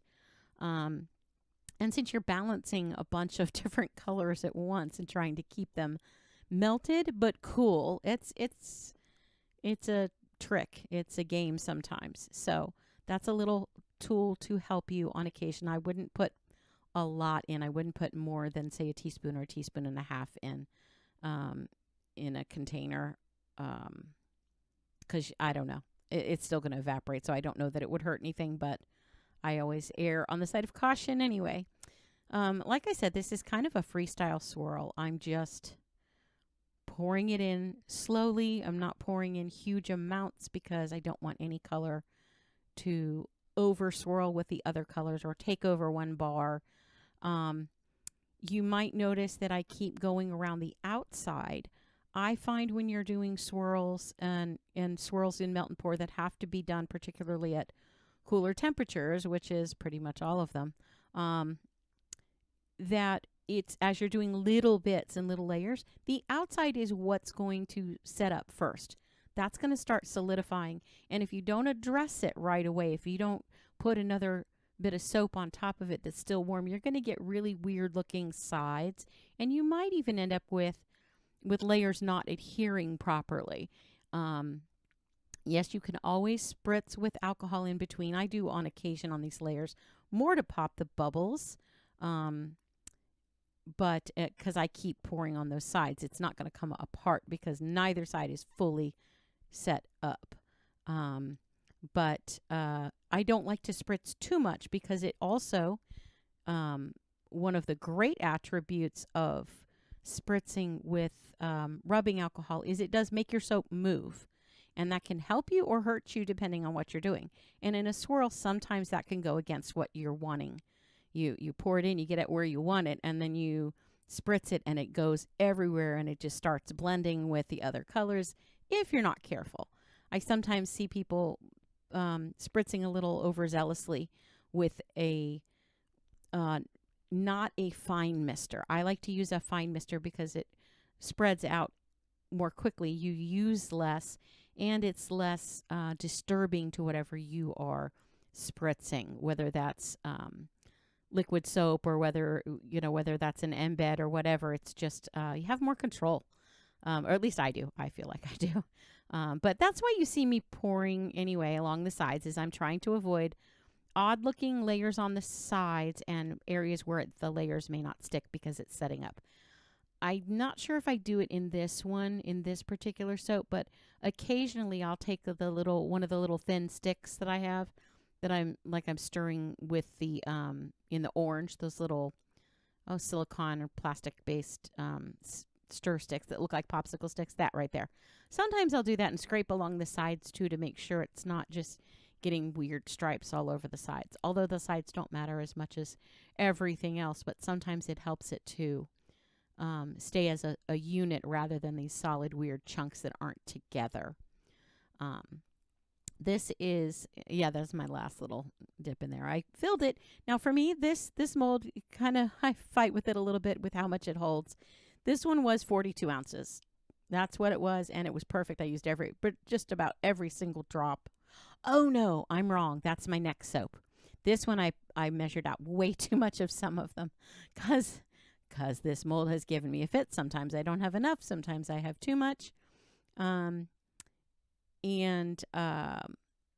always knew it was about 38 for 40 ounces, 42. And this one, I think I went a little overboard. I was just like, let's put a couple extra chunks in just because I'd rather have too much. Always would rather have too much. Up in the kind of upper left corner, you'll see some little soap rocks, and you will see a kind of a separate video. I don't catch the pour because it wasn't a planned event. It was, I have leftover soap. Let me pour something. I'm not going to let that go to waste. So I pulled out a rectangle mold, that little white mold that you saw me move away, and I poured some more and then cut them into crystal-ish shapes. So here's your finished product. Knowing me, I probably forgot something in here. Really, you just want to make sure that your temperatures are low for your soap type. If you're using another brand, if you're using Stevenson's or some of the other brands that are out there, just know your melting point. Stevenson's has a higher melting point, so it's going to set up faster. If you try to pour at 115, you're going to be in trouble. Mine pour about perfectly at between 115, 118, something like that for swirls. And there was one point I cut out the parts where I'm, remelting or whatever, but I think I only had to remelt at the very end there. I didn't have to do it a lot. Maybe one of the buckets I ended up popping in the microwave for like 10 seconds. I like to, when it's the buckets with the smaller the amount, the less you need. I actually had one that I popped it in for 5 seconds, and that was perfect. Just enough to get the rest out of the bucket. But you can see the glitter shows up nicely in the clear. If you just put glitter in one of the colors, you will see that as well. But the clear, to me, adds another dimension to that. I like to use a clear and an opaque in opposition in my swirls. I did have a few people tell me I should be calling it a galaxy soap instead, which, I mean, I planned what I planned, so it is what it is. And I also make other Galaxy soaps, so I wasn't that concerned about calling it one. I make a variety of different types of Galaxy soaps, and it does look like it could fit right in with them, sort of. I do some with planets and stars and that kind of stuff too, but it does kind of look like a spacescape, that one especially. And anytime you do a layer that isn't stirred, kind of like the acorn swirl, you're going to get more horizontal layers like this horizontal look. So you can easily get a camo look out of this style of pour. And you'll see later, I have another video upcoming where I do one that ends up being like a camo. I wasn't thrilled with it, and I redid, sort of. I kept some and redid others, and got a little bit of a better swirl, more kind of like this one. But I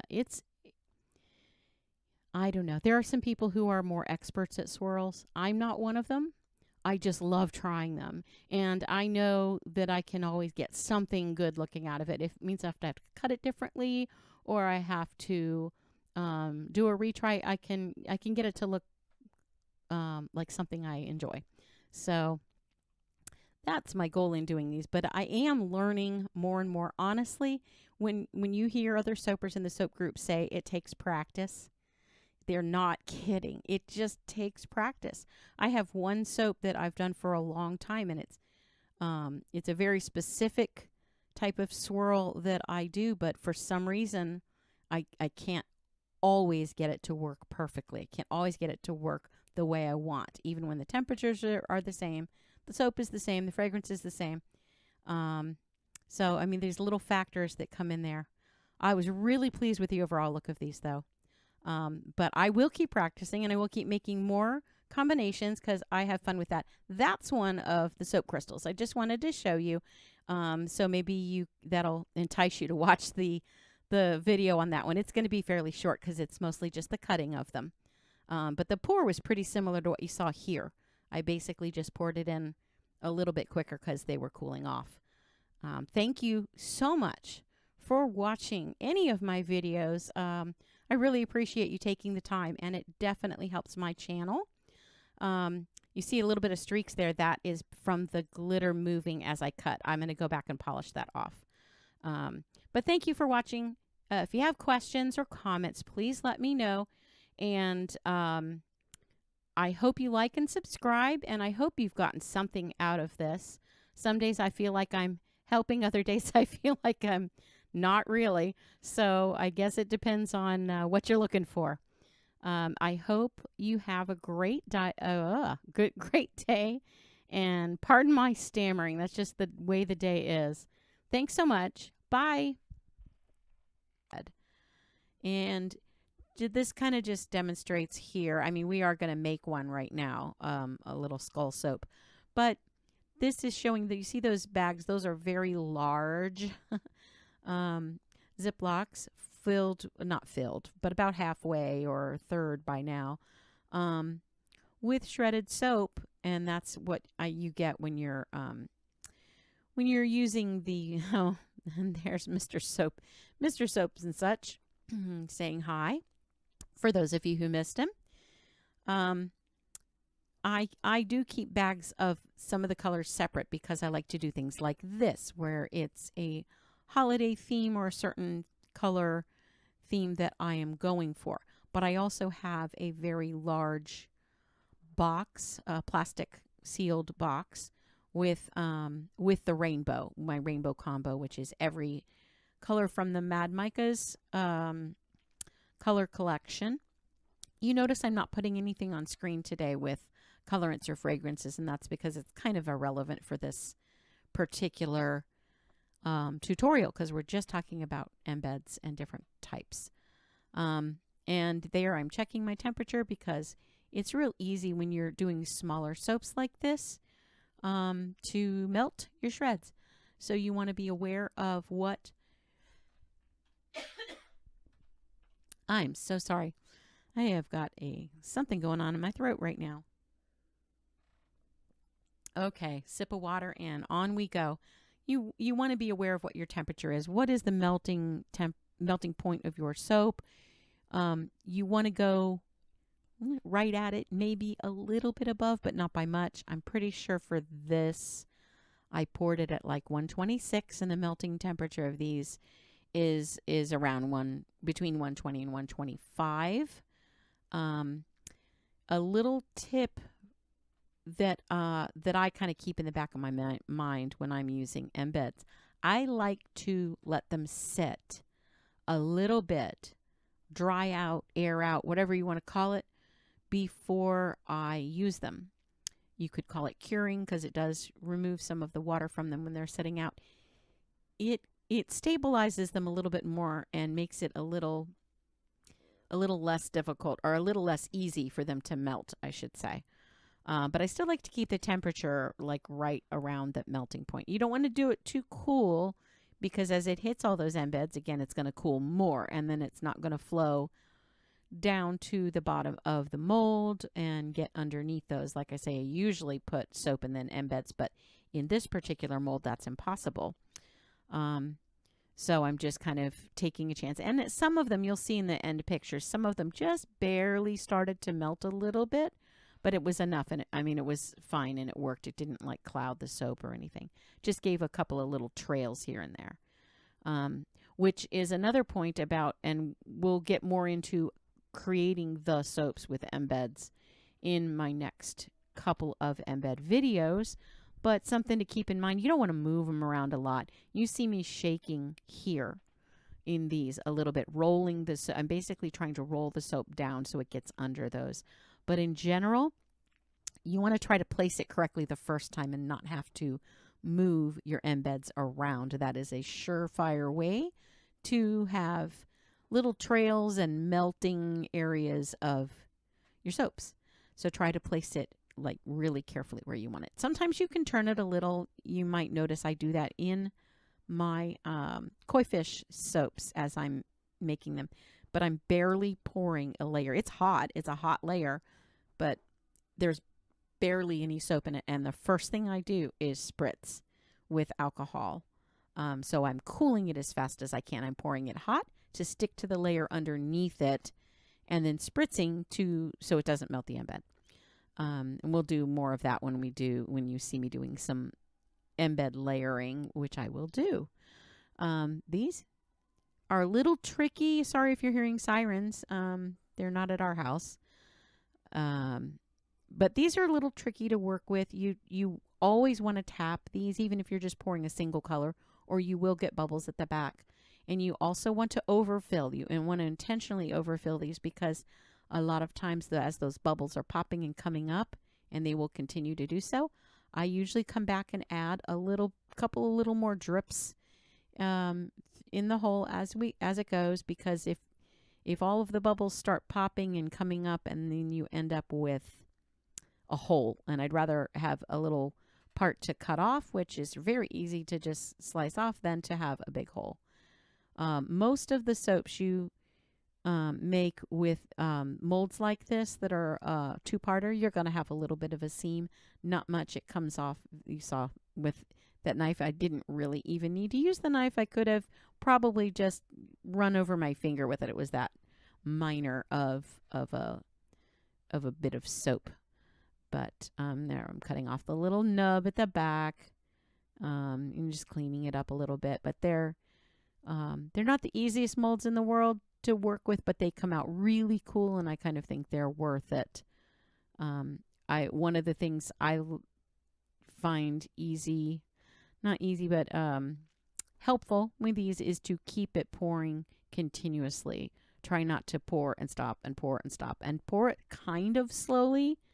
You want it to be steady, but if you pour too fast, you're going to end up with it just exploding out the top. So here are these little guys. And again, notice the clutter. Notice all the soaps all over the place. I had so many things I wanted to show you embed wise, and I just tried to cram too much into one video, to be honest with you. But these are the little skulls made with the neon shreds. I think they came out really cute. I'm going to include them in my Halloween line, so I'll be making some more in some other colors. I plan to use those black shreds in a couple of them because I think those would look really cool for Halloween. I may do a black and orange. I'm not sure yet. I think at the back of that soap you could see a few of those little trails I was talking about because I poured it probably about 1 degree hotter than I should have. And sometimes it comes down to that, to a very small difference, one or 2 degrees, that can go from either melting your embeds or just perfectly encompassing them, which is what you really want to do. I have wanted to melt them on purpose sometimes, so there's that too. And I couldn't resist because I am weird. So there you go. I had to have them kiss. They came out pretty cute. Hey, this was kind of a, I don't know, it felt like a marathon. So I'm sure I left a lot of things out. Please feel free to ask me questions. You know where to find me. You can comment and ask questions in the comment section here. If you're in any of the same soap groups as me, you can comment when I post this in the groups as well. Some weird little bits in the pictures here that are showing up as kind of shadows that aren't there.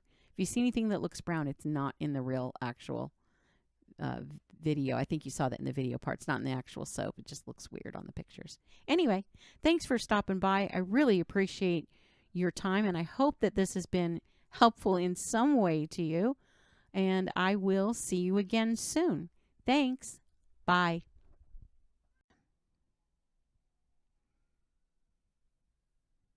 Hey, everyone. We're going to play around with some more Halloween DIY crafts, gifts, something fun to do while you are anticipating Halloween coming up this next week. I've done at least 1 or 2 of these compilation videos. Some of these soaps you may have seen or seen me partially do in one of the other videos. And I don't even know why I didn't show the whole pour on some of them, but I didn't. And when I was talking through, I said I promised I would show you the whole thing in another video. I think the reason I showed you partial while I'm stirring or kind of heating my soap here and showing you how many 30-second increments it takes to get a pound of soap melted down. 2 different kinds of soap, aloe vera and olive premium from Wholesale Supplies Plus, and their basic clear. I'm mixing the 2. I won't go into that long story now, maybe later, because I got lost in it when I tried the first time. I'm going to add a tiny bit of blue to combat that yellow that comes from the aloe vera and olive soap. It's still very clear. It just has a little bit of a yellow look to it. So we're going to put a little bit of liquid stained glass dye once we get our fragrance going. I think I'm just using unicorn sprinkles because it stays very clear. That's not what's causing the yellow in this. It's the actual soap. But just a touch of liquid blue stained glass dye, liquid soap dye, can battle that. You have to be careful because you don't want to just end up with green soap instead. But if your soap is extremely yellow, you're not going to be able to work around that. You just have to work with it. But this one it works fine in. I am showing you this crystal technique because I do this a lot. I wanted to show you when I'm doing a DIY compilation video like this, I'm trying to give you ideas and show you the way I can get a lot of use out of the same mold.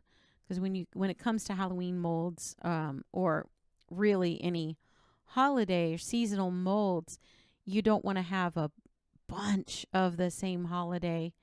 But you want to be able to make different looks. I mean, maybe you do. I do. And one of the ways to make them extend the life of them and allow you to get real creative. Oh, sorry, there's my yellow dyed finger.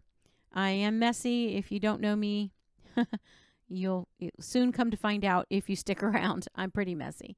But it doesn't show in the soaps, hopefully, most of the time.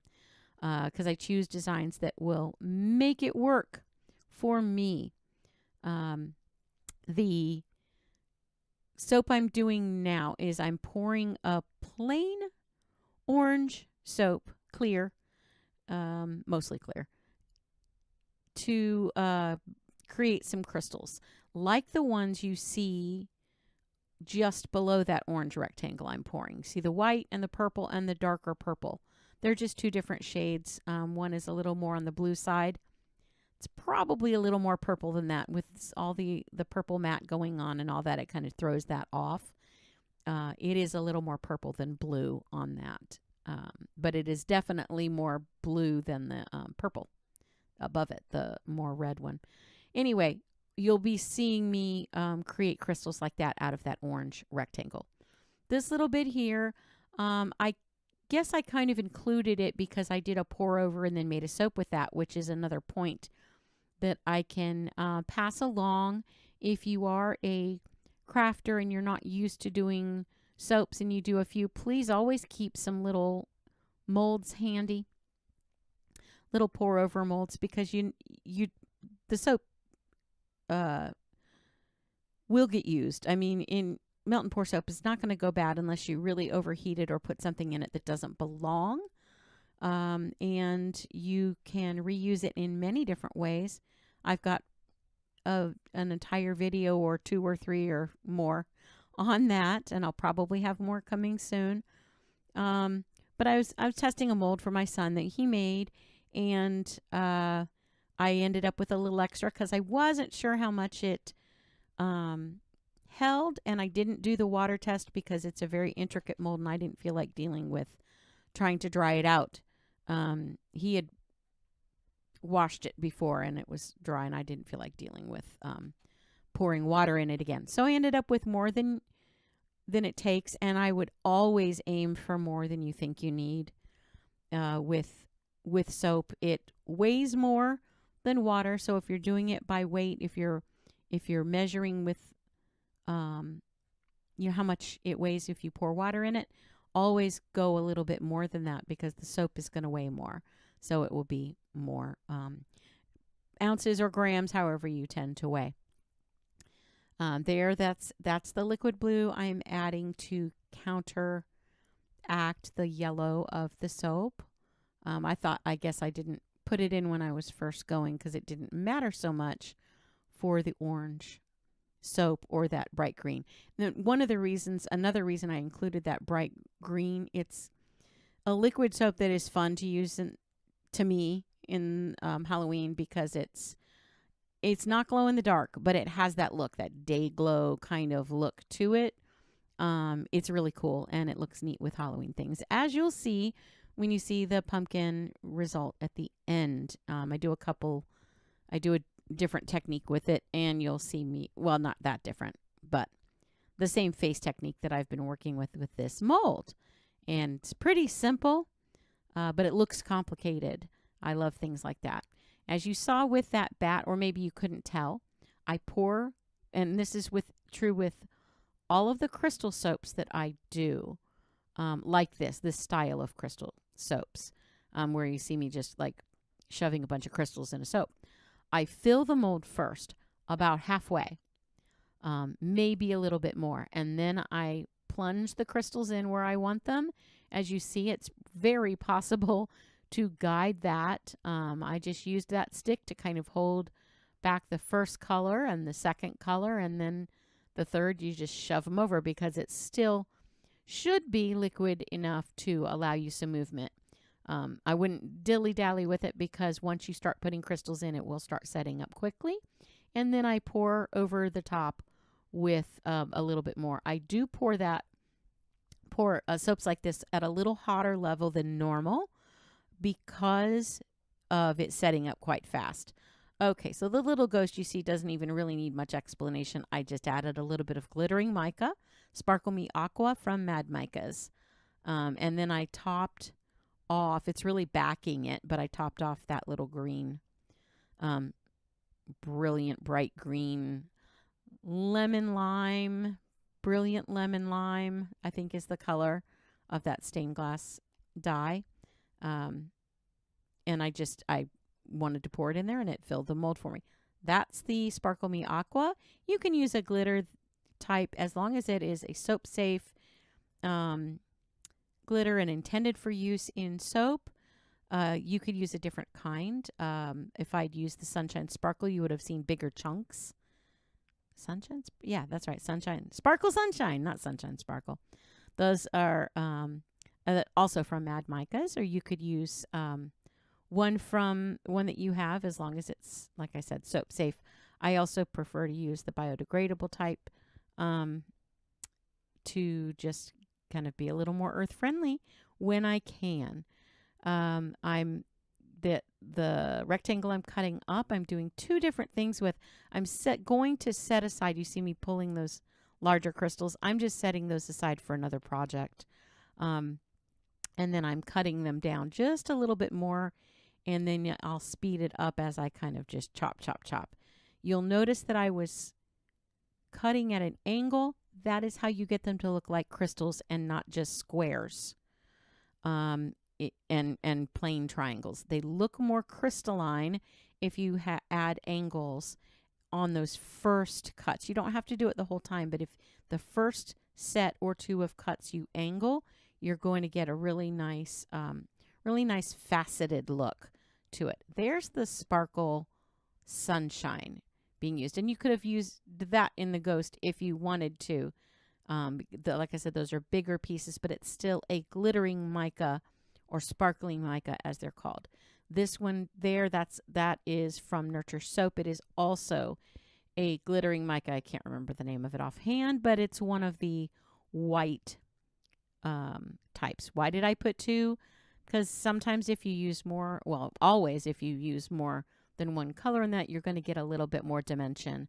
And I don't always do that, but I just had it and was playing with that this day that I was pouring these, and wanted to include a little bit of the white too. It just picks up the light a little differently. And there's more of the liquid stained glass dye. That's the yellow. Keep in mind, if you purchase these, the regular yellow is different from that lemon lime brilliant yellow. I'm not sure that I'm seeing the name right on it, but it does have those words all in the title. They just might be in a different order. They're two completely different colors, and I like them both, and I like to keep them both on hand. Just like with I'm not using them at this moment, although I did with the orange. I used the apple red, but the strawberry red is more pink in tone. So if you're going for purple, you'd want to use that and mix that with blue rather than the apple red. There's some basic colors that I like to keep on hand with those. Keep in mind, they do bleed.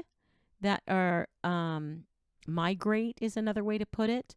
So the color will move from one to another. If you do red and green in two different sections, you're going to end up with brown eventually. It might take a while to migrate, but you're going to end up with brown for the most part. There's a few exceptions I'll show you someday. All I'm doing, this is soap with activated charcoal, dispersed in glycerin added until it's fairly opaque. And then I'm just taking, it's pretty hot, by the way. I keep it pretty hot for this, but not to the point of where it's going to ruin the soap. And I can't tell you that point without knowing what soap base you're using. For me, I don't like to push my soap base past 135. I use, like I say, the Crafter's Choice. It has a lower melting point than some of the other brands. So other brands, you can take it hotter, and probably need to take it hotter in order to get it to melt properly and then adhere to your little faces like this. These, I don't know if you could see it on camera, but the faces are part of the mold. All I'm doing is filling in the gaps, filling in where the little space is. Then I come back, and it doesn't have to be perfect. As you can probably see, it's not perfect. It's kind of messy. It's going over the edges. It's a little wonky. But I go back and trim it later. I use a little knife and scrape it. I have a lot of experience using knives to carve things and to manipulate a variety of various craft materials. So if you don't have that kind of experience or control, and you obviously don't want kids to do that, you can probably find other ways to scrape. You could use one of the little plastic sticks to scrape it off. It comes off very easily. And you can wipe off any excess too with a little alcohol on a clean towel of some kind, or lint-free towel or paper towel, depending on what you have and use. And so I'm just kind of cleaning these faces up a little. They're pretty intricate, sorta. Like the little bat. You'll see maybe when he comes up close. And that one I didn't show me pouring it. Excuse me, because it was a pour over from another soap I was doing. It's just neon pigment, neon purple pigment. And it's just another soap I was pouring, and I saved it. I didn't do the face at the time, and so I saved it for when I was doing faces again. Excuse me. So what I was saying about the bat face is there's a really tiny little fangs in his mouth. And yeah, you can kind of see him from here. You'll see him better close up. But I like those details to show up. I could have just left it like it was, but I'm picky. So I'm just cleaning them up a little bit. You could leave them as is, and they'd be fine. They're still cute. Or you could, like I said, clean them with a paper towel and alcohol. Some of that will come off. Goodness, my allergies are really rough this week. I'll stop talking about that. Back to the soaps. These pumpkins you saw me do, like I said, part of them you saw another time. But I wanted to show the actual pour because you didn't get to see me pouring any actual crystal soaps that time. Filled them halfway, crammed in only a single color crystal, did have 2 colors of glitter, and then topped them off just to make sure they're all sealed in. And that's it. And here I am doing the last bit of cleanup, because when you scrape it, you're going to see a little bit of black activated charcoal kind of hanging out there. So I'm just cleaning them up. I always clean up my soaps with rubbing alcohol anyway after. I don't always wipe them off with that, but I always spray them. It helps to allow some of the additional moisture to come out of them. I do live in Florida, and so run the risk. Everything's humid, and always run the risk of glycerin dew. But if you dry them out, using rubbing alcohol to spritz every once in a while and make sure they're in an area that's well circulated, you're really going to reduce that if you do that before you wrap them. You don't want to just let them sit somewhere in the humidity. You'll be pretty sorry. Anyway, you see, mine aren't even perfect. There's a little tiny little, they're not perfect, but they're cool and they're cute. And I think handmade soaps should not look too perfect, because you want somebody to know they're handmade. If it's a gift or if you're selling it, you don't want it to look like it just was stamped out of a machine somewhere. Those 2 the extra little ghost was, again, just one I had and needed a face at the time. Just like the neon one, like the neon bat right there, the little purple one. They were poured at another time, and there they are. See that? I did go back and clean up his face a little later. But there's my amethyst bat, and I do show you, this is a design I use in another soap, and actually in a few different soaps, and you'll see how I manage to get more for my money with my molds and with my design ideas too. See, there I took an amethyst, the colors that I tend to use for it. I do have a different amethyst design that is a lot more purple and more clear. But this is one of them. That's like pebbles. Not pebbles. Polished rocks. I go for a polished rock look, and that's what I use. Anyway, that's what inspired me to do the bat and show you that that you can, really play with these molds and get neat designs. So now we're heading toward the loofahs because this is step one of it. This, guys, I was just trying these. I'd never done them. I'd used the loofahs in a plain old soap before. Just, put them in a soap. And they're cool, and some people really like them and some people don't. They're very scratchy and they're too harsh for a lot of people. I like to use them on my feet. And I know a lot of other people like to do the same thing if you have rough patches of skin.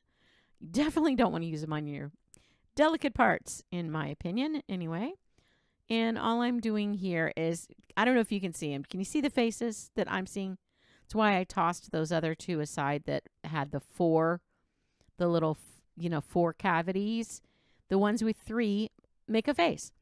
They also, if you're using other colors and kind of playing around with maybe a swirl, the others sometimes can look like a peace symbol. The 3 can look like a peace symbol, and the 4 cavity ones can look like a 4-leaf clover.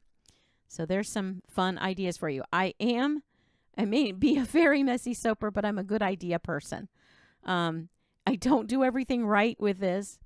I just wanted to get rid of that kind of a yellowish beige look with them, but I also wanted to prevent this soap from flowing in and out of those cavities as I'm pouring, because I wanted to do different colors within them. So you'll see how that turns out. The whole idea, though, of doing them and then carving out the back like I am, carving out the holes there, I totally goofed. I totally forgot what I was going to do with it, because my intention in carving out the back was to pour some see-through clear soap in the center so that the light shone through when you held it up to the light.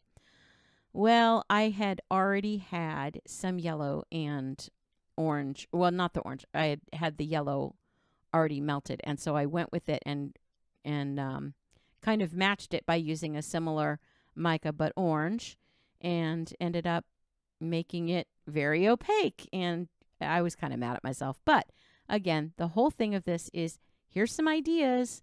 Here's some things you could have fun with, and there's how you can make it. So you could avoid doing what I'm doing, like having to trim it and carve it out, by just pouring, dipping them in clear even, so it doesn't matter. And you could still prevent that soap from coming through so much. It might come through a little depending. And so, I was flying fast and loose with these because, here's Mr. Soaps and such coming to say hi. I forgot he did that in this video. He always does it when my back is turned, so I never know when that's going to show up. And I know some of my followers love to see him say hello. He does appreciate all of the feedback and positive messages from you guys, and all the love I get. He's very appreciative of that and wants to show that every once in a while. So here I'm just looking at the faces. I'm finding what way they go. Not that it so much matters. It's round. But it helps me envision what I'm doing. And I also had to eliminate 2 because I made 8 and my mold only holds 6. I do have other of those molds, but I didn't feel like pulling them out. So I just saved them for later. But they do have a little bit more of a spooky vibe with the black. So I liked the way that came out as kind of a gray tone. And it works with what I'm doing. I kind of went because I wanted to go with the orange and yellow idea, because I think some of them look a little bit like a jack-o'-lantern, and some look like little ghosties. I don't know, ghost faces. The thing that I don't know how it got cut out of here, I know it was my fault. In the editing process, I goofed somehow. But I did pour a very thin layer of clear in the bottom of these to just adhere them and get them in place, which is why you could just dip them in clear and put them in the bottom and they would be fine, and you wouldn't have to do all the mess I'm doing. But I did want a gray tone to these. So you see me doing kind of a double pour here, and why that is important is I feel like I wasn't real positive how well that soap that I dipped it in would hold back. So I wanted to not create like a huge difference in pressure from one side to the other so that they would have to run through, the soaps would have to run through from one side to the next. So I would pour a little bit and then a little bit of the other color and back and forth. And it held up overall. There's one spot in the orange and yellow where it kind of leaked through, but I still think it looked cool, so it didn't necessarily matter. But it mostly held up. So if you want to give it a try and see if you're really not worried about it, but you really want to ensure that it doesn't, you could double dip them in clear. Like dip them in clear, let them dry, dip them again, and then put them in your mold or something like that and see. But they do create fun little cavities that you can fill if you dip it. See, now it's going from cavity to cavity. So I don't know that you could do those three in different colors. They don't all do that. Some of them do. So just to warn you with that, you're before you're planning out doing, one of each color in each little cavity. I'm not sure that works, but you can do the outside and the inside different. Now, doing a double dip, you might be able to get that effect of being able to do one cavity each color, like maybe if you were doing a peace symbol, like I mentioned earlier. So that one, the big one, just to kind of point out, there was very little room to pour soap over on the outside, and I did not think about that before I used that one. There's my big spill, my pour over with that and the yellow. And then when I went to kind of fill that in, it did leak into the eye a little bit. I wanted to be careful not to pour it too hot because I thought that would melt through to the other side. And that may have been why that orange kind of leaked into the yellow eye. I'm not sure. But you want it pour it hot enough so that it sticks to the bottom layer, or to the soap on the sides, or that you have dipped it in for that reason. Okay, so then I leave a little bit of room. I don't pour it so you don't want it to go over the edge, obviously, of the top of the loofah, because you're going to destroy the design that you've made.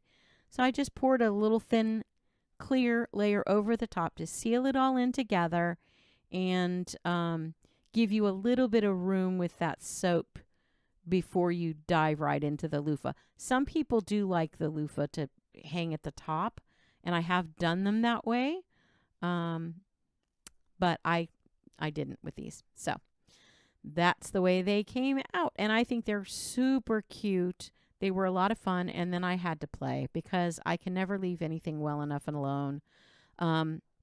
Please ignore the spiders at the top if you are interested in looking at those and how to do those.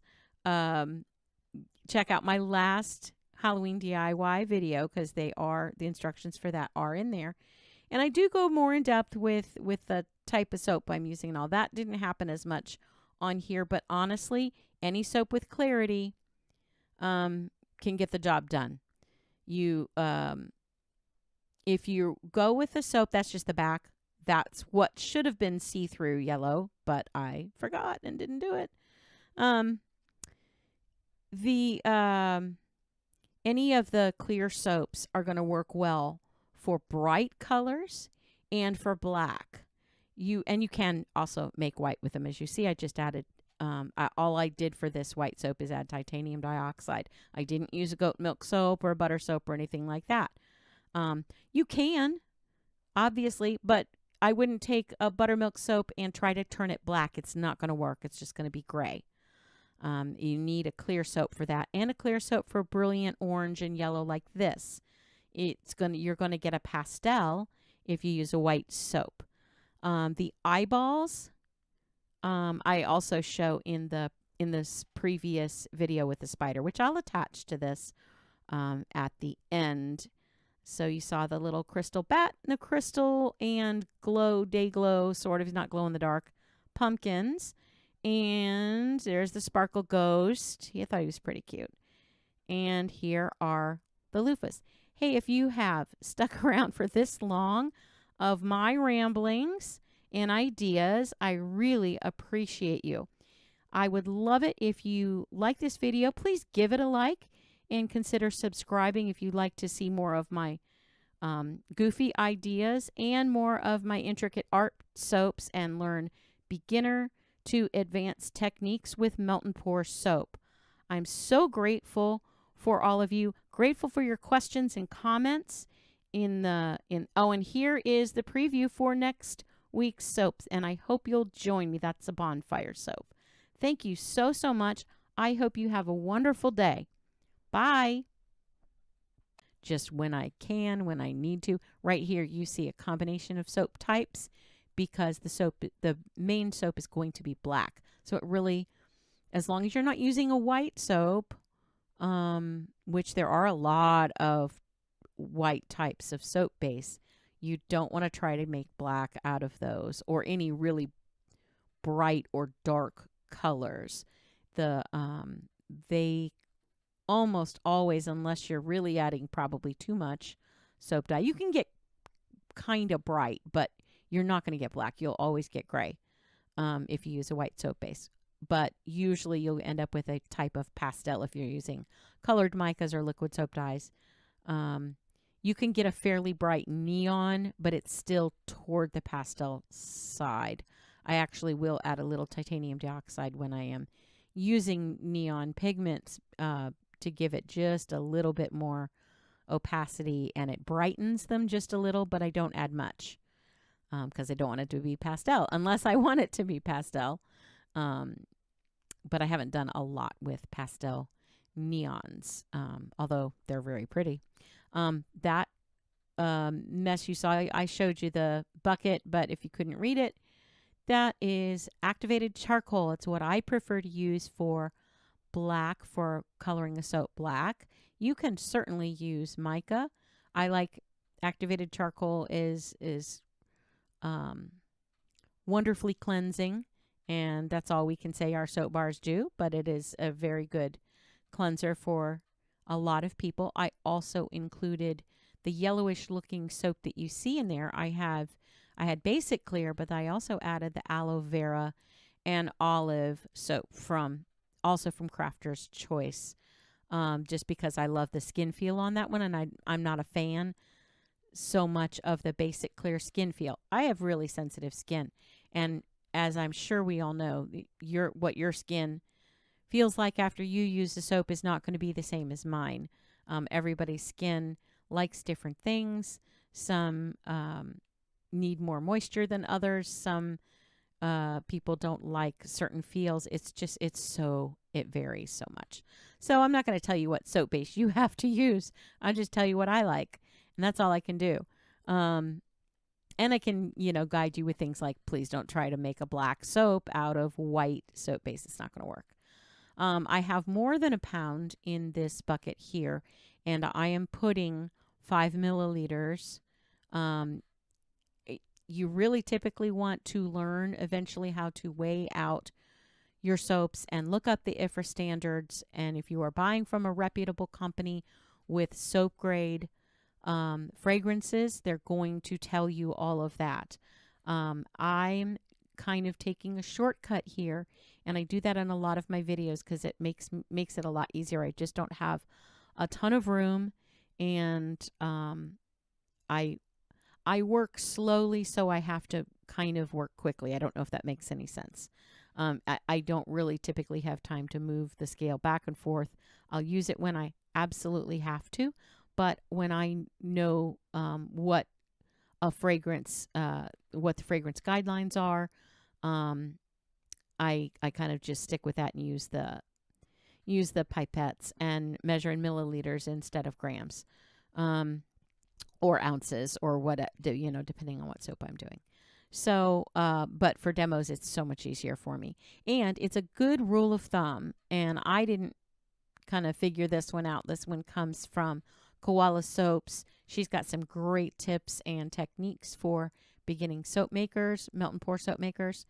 And it's about a teaspoon, 5 milliliters. It's about 1% of your soap, and you're typically, if you use that as a standard, most likely you're not going to go over the fragrance recommendations. Now, with essential oils, you will. So I don't recommend starting off with essential oils as a beginner anyway. The fragrance I used in these, and I did fragrance the whole batch there, but normally I wouldn't be fragrancing these little drops I'm making. I'm making eyeballs. These are my signature eyeballs that I use for many, many soaps. They're goofy. They end up looking a little bit weird. That is intentional. Anything I'm putting little goofy fake eyeballs on, I want them to be funny. So I put one single drop in a massage bar soap, in the little nibs, or whatever you want to call them, the little nibs, I don't know, the little parts that are the massage parts. I put one drop down in. You do want to try to center that drop as best you can. Some of them will get off center and it can be great. What you want to avoid mostly is having the drop run down the side, because then you're not really getting a pupil look. So try to center it as best you can. I do a bunch at a time, and then I only take out a few in this video, what I'm going to use, and then a few extra just in case. But I will make them in batches like that and then put them all in a bag and use them up that way. Use them slowly that way, or quickly if I'm doing a large batch of poop soaps, because I do use them. That's where I started using them, was in my poop soaps. So you just saw me add some glitter to this, and again, it's the same. It's Sparkle Sunshine from Mad Micas, my favorite place to buy micas. And you can see what it does when you spray that alcohol. It is gorgeous, and yeah, it does show up in it's a very thick, not thick, but very opaque black, and it still shows up quite well. So here is what you see me doing with that black soap that I just poured, and this soap lift or soap saver. They go by many names. These are just a cheapy box of them I bought on Amazon. Please don't allow your children to do this craft with you and not cut this part for them. What you're trying to do is loosen the middle a bit, because you're feeding or kind of weaving these pipe cleaners through. I would choose better pipe cleaners than I did. I bought the cheapest ones I could find on Amazon. They're really cheap. They're really, really cheap. So they don't have much firmness when it comes to poking through. And if you had better pipe cleaners, you might not have to struggle as much as I did with these. The first one went a lot easier. I don't know why the second one was a little more tough to get through, but you're basically just lacing them in there. These are becoming legs for your spider. I'm not putting them in the soap because that would not work in soap. There's a lot of things that you don't want to add to melt and pour soap, and anything with metal in it is probably not a good idea, unless it is your pure 24 karat gold, your food grade type gold leaf, and it has to be the real thing. If it's not, it's going to I can't think of the word, but it's not going to stay nice in soap. Yeah, and not really rust, but yeah, that's the word. Oxidize. That's the word I was looking for. It's going to oxidize, and you don't want that in your soap. It will look ugly and probably not a great thing for your skin. So I'm just putting my 4 pipe cleaners across there. The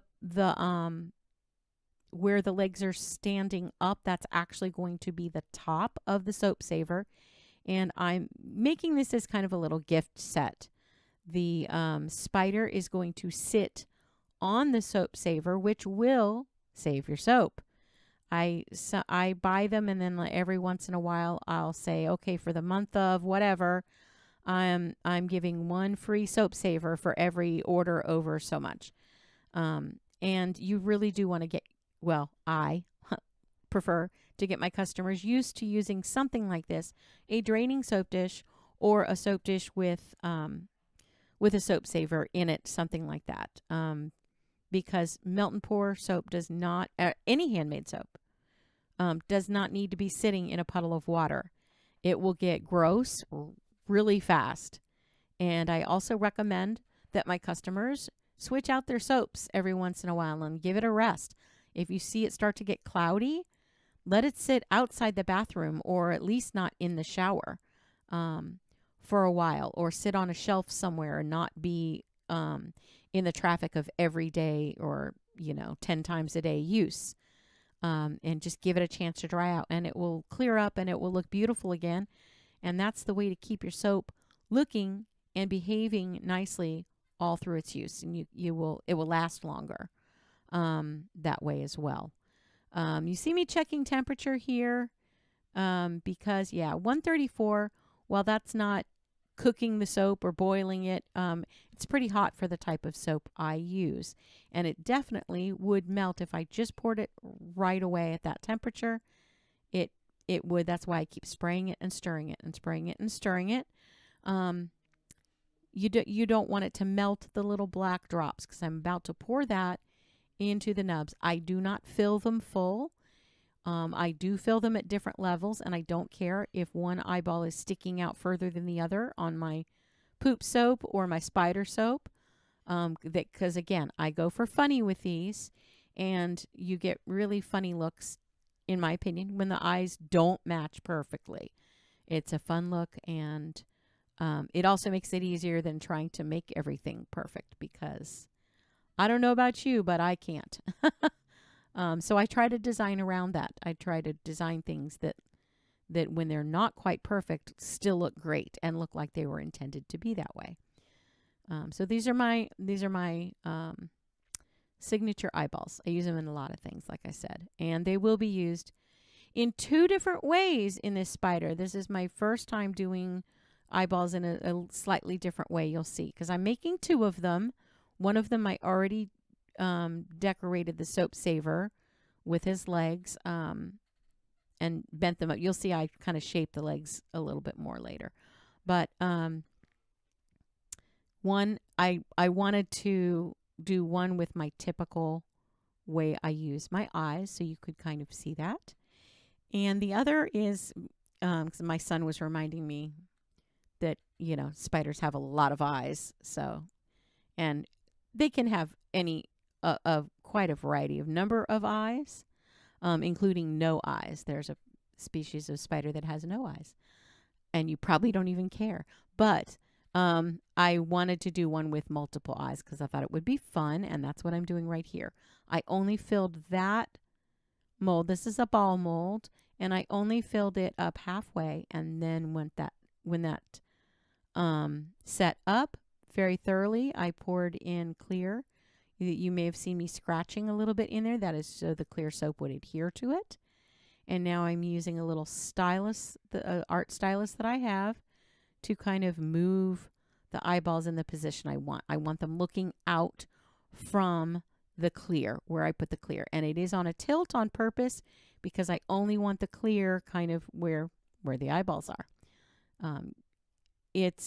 I was taking a gamble and hoping it would work. It does, spoiler alert. It works perfectly. And now I'm scratching again to pour the rest with black over top of it. And the clear that's why it was tipped. It's preventing the black from covering the eyeballs or going in between them. I just wanted it to be kind of a little row of eyes.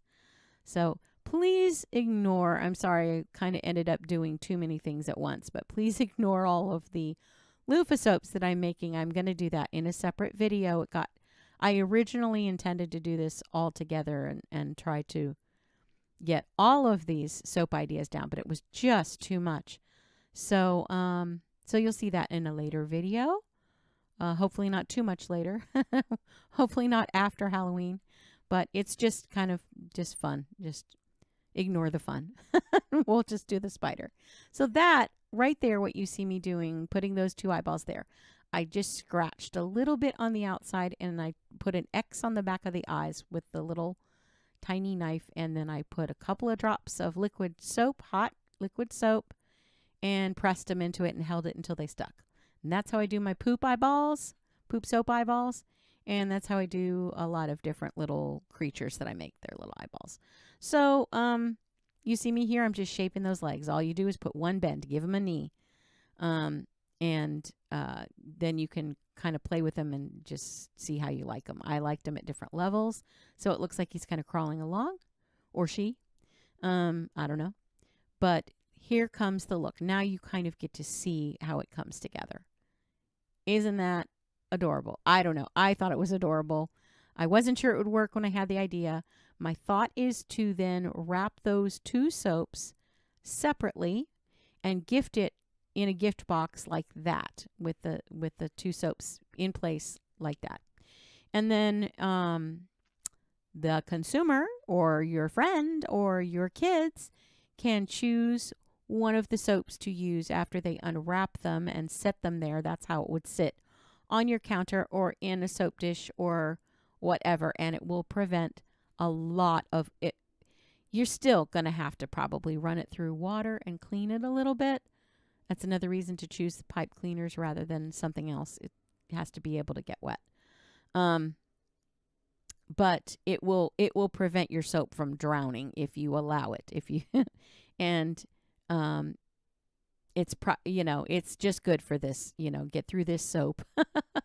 And I mean, you could pull the pipe cleaners out and maybe get another couple of uses. You're supposed to change them out, I think, every 2 to 3 months. They don't always last that long, in my opinion.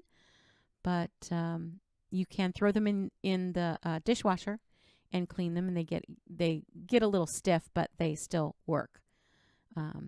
But they'll eventually start to smell and biodegrade, etc. So, because they are biodegradable, which is another great feature. So now you see the other eyeballs that I made. Hopefully I pulled that up close to the camera. I was talking too much to pay attention to what was going on the screen. But you see the 4 eyes in the clear facing out, and I was so glad that it worked. You'll see a better picture of that coming up. So if you got this far, I thank you so much.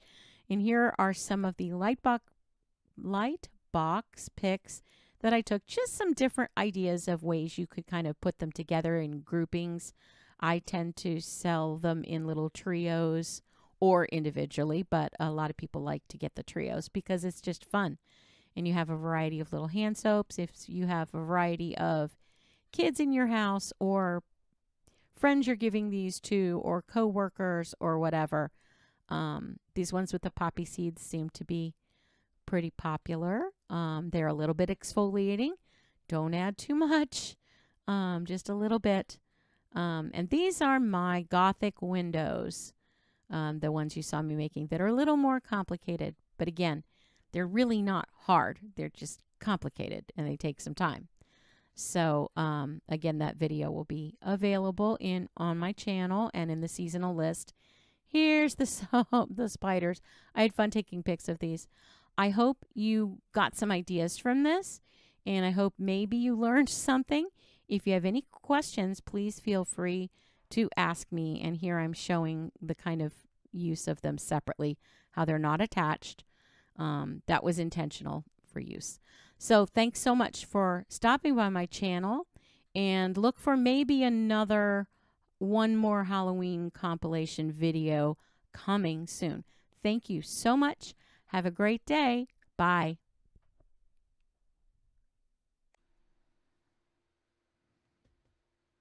Hey everyone, Ms. Terry's gone batty. If you only knew how close to the truth that was. Yeah, I'm not even kidding. But anyway, we're all good. Mr. Soaps and Such is not here with me today for talking anyway. He's here recording for me. We will get back to that as soon as we can. It is just a different setup, and we're dealing with a lot of different things since we moved. I did put most of your instructions, really every important instruction is going to be up in the text. If you want extras or little explanations of things, you might want to make sure you have your sound on, which of course you can't hear that if you don't have your sound on. Anyway, I will give a little bit more chatter about what I'm doing and why sometimes. I do talk a lot in the text about the importance of using rubbing alcohol for a variety of things. Just happened to be a video I could kind of highlight it in because, I just took the time to explain what it's for or why I'm doing something. Because sometimes in the videos you'll see me spritzing and people ask, what are you spritzing and why? And I got to thinking, I usually say why for a certain part of the video, but I use it all throughout, and there's very many reasons to use it and different uses for it. So anyway, I try to include that in here a lot. But I wrote most of the instructions up there because I wanted to also catch up and be able to reconnect with you all a little bit, let you know what has been going on in our lives. And we will do more on this later. I was going to do a deeply personal video, and I'm going to wait on that. I will, as most of you know, I did lose my father. He passed away of cancer on September 11th, and he was here with us under hospice care at his home, and we are all, my brother and my sister and I are all on this property together, in different housing of different domiciles. There's the word I was looking for.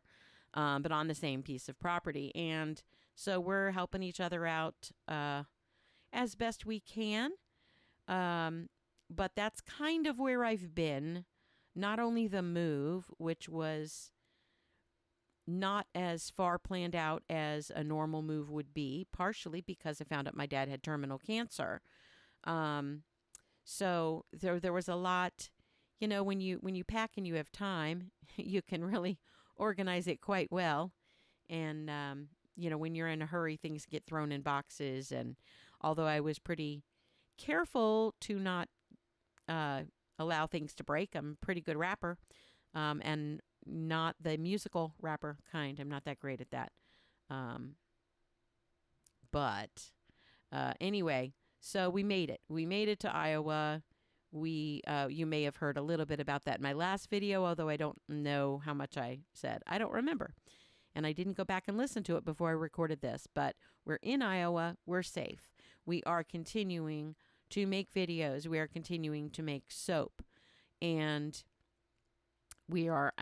it's been slow getting back into making the videos because you have to have a place to record and a place to make the videos, a place to record the audio, and it's just been difficult as we're going along and unpacking at the same time and trying to find this. Where's my thermometer? I can't find it. Where's oh my goodness, the things I'm still missing.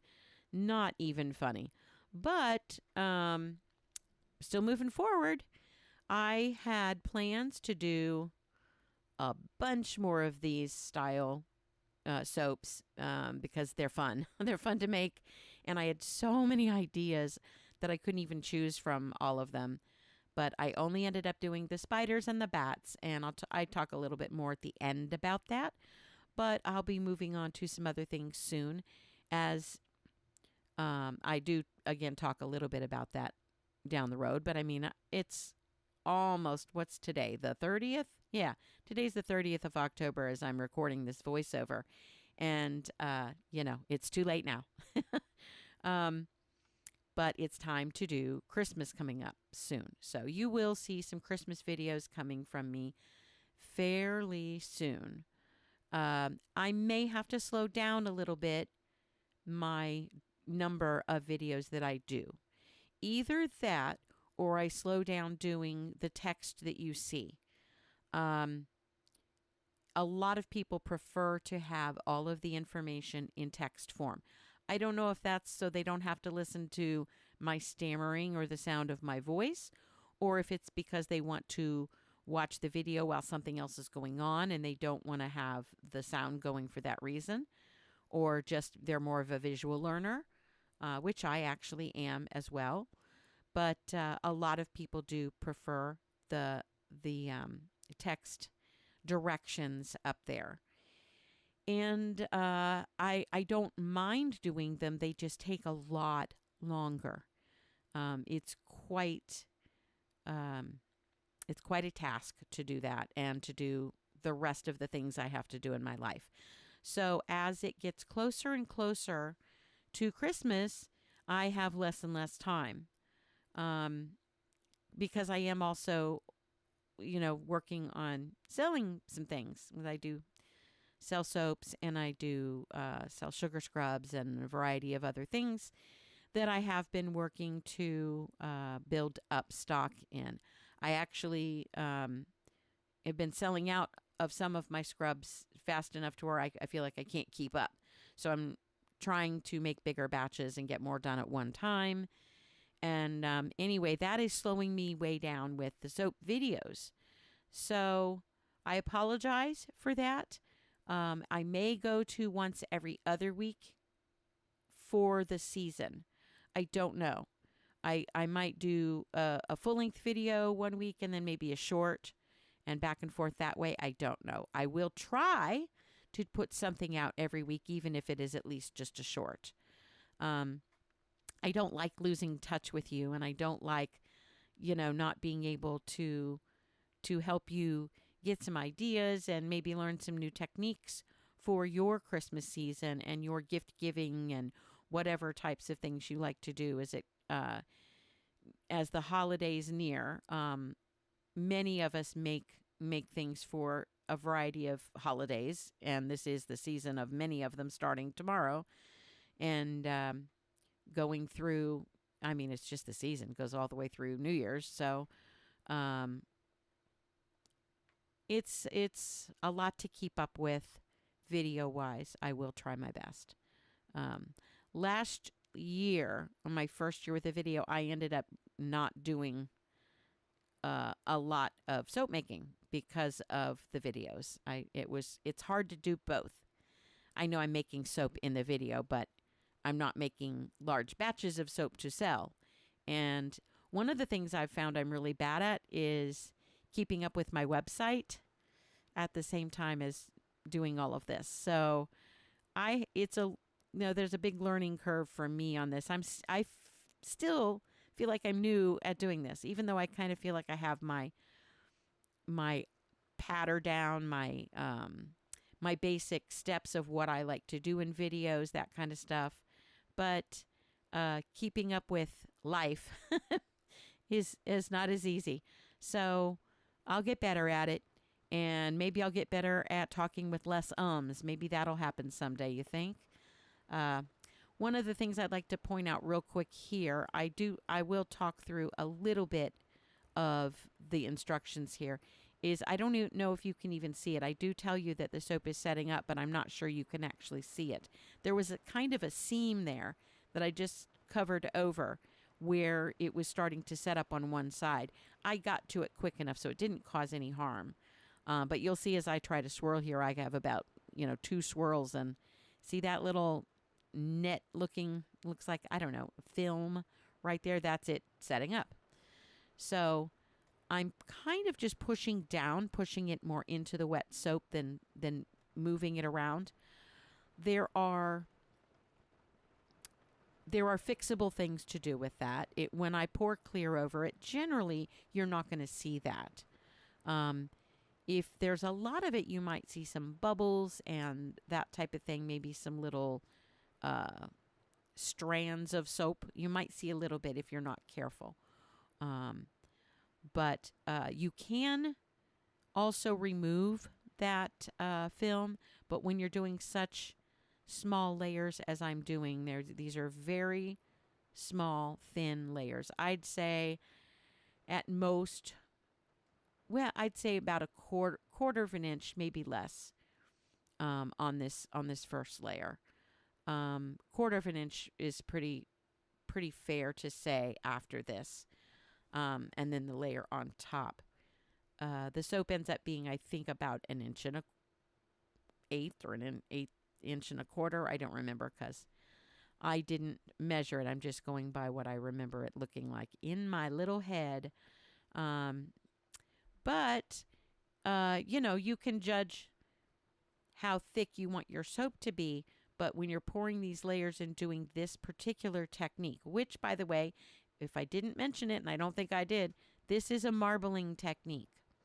Not the first layer, that's just a swirl. You can get a really good swirl with just 2 colors, maybe 3, in a really shallow slab mold like this. If you pour thin layers and work that.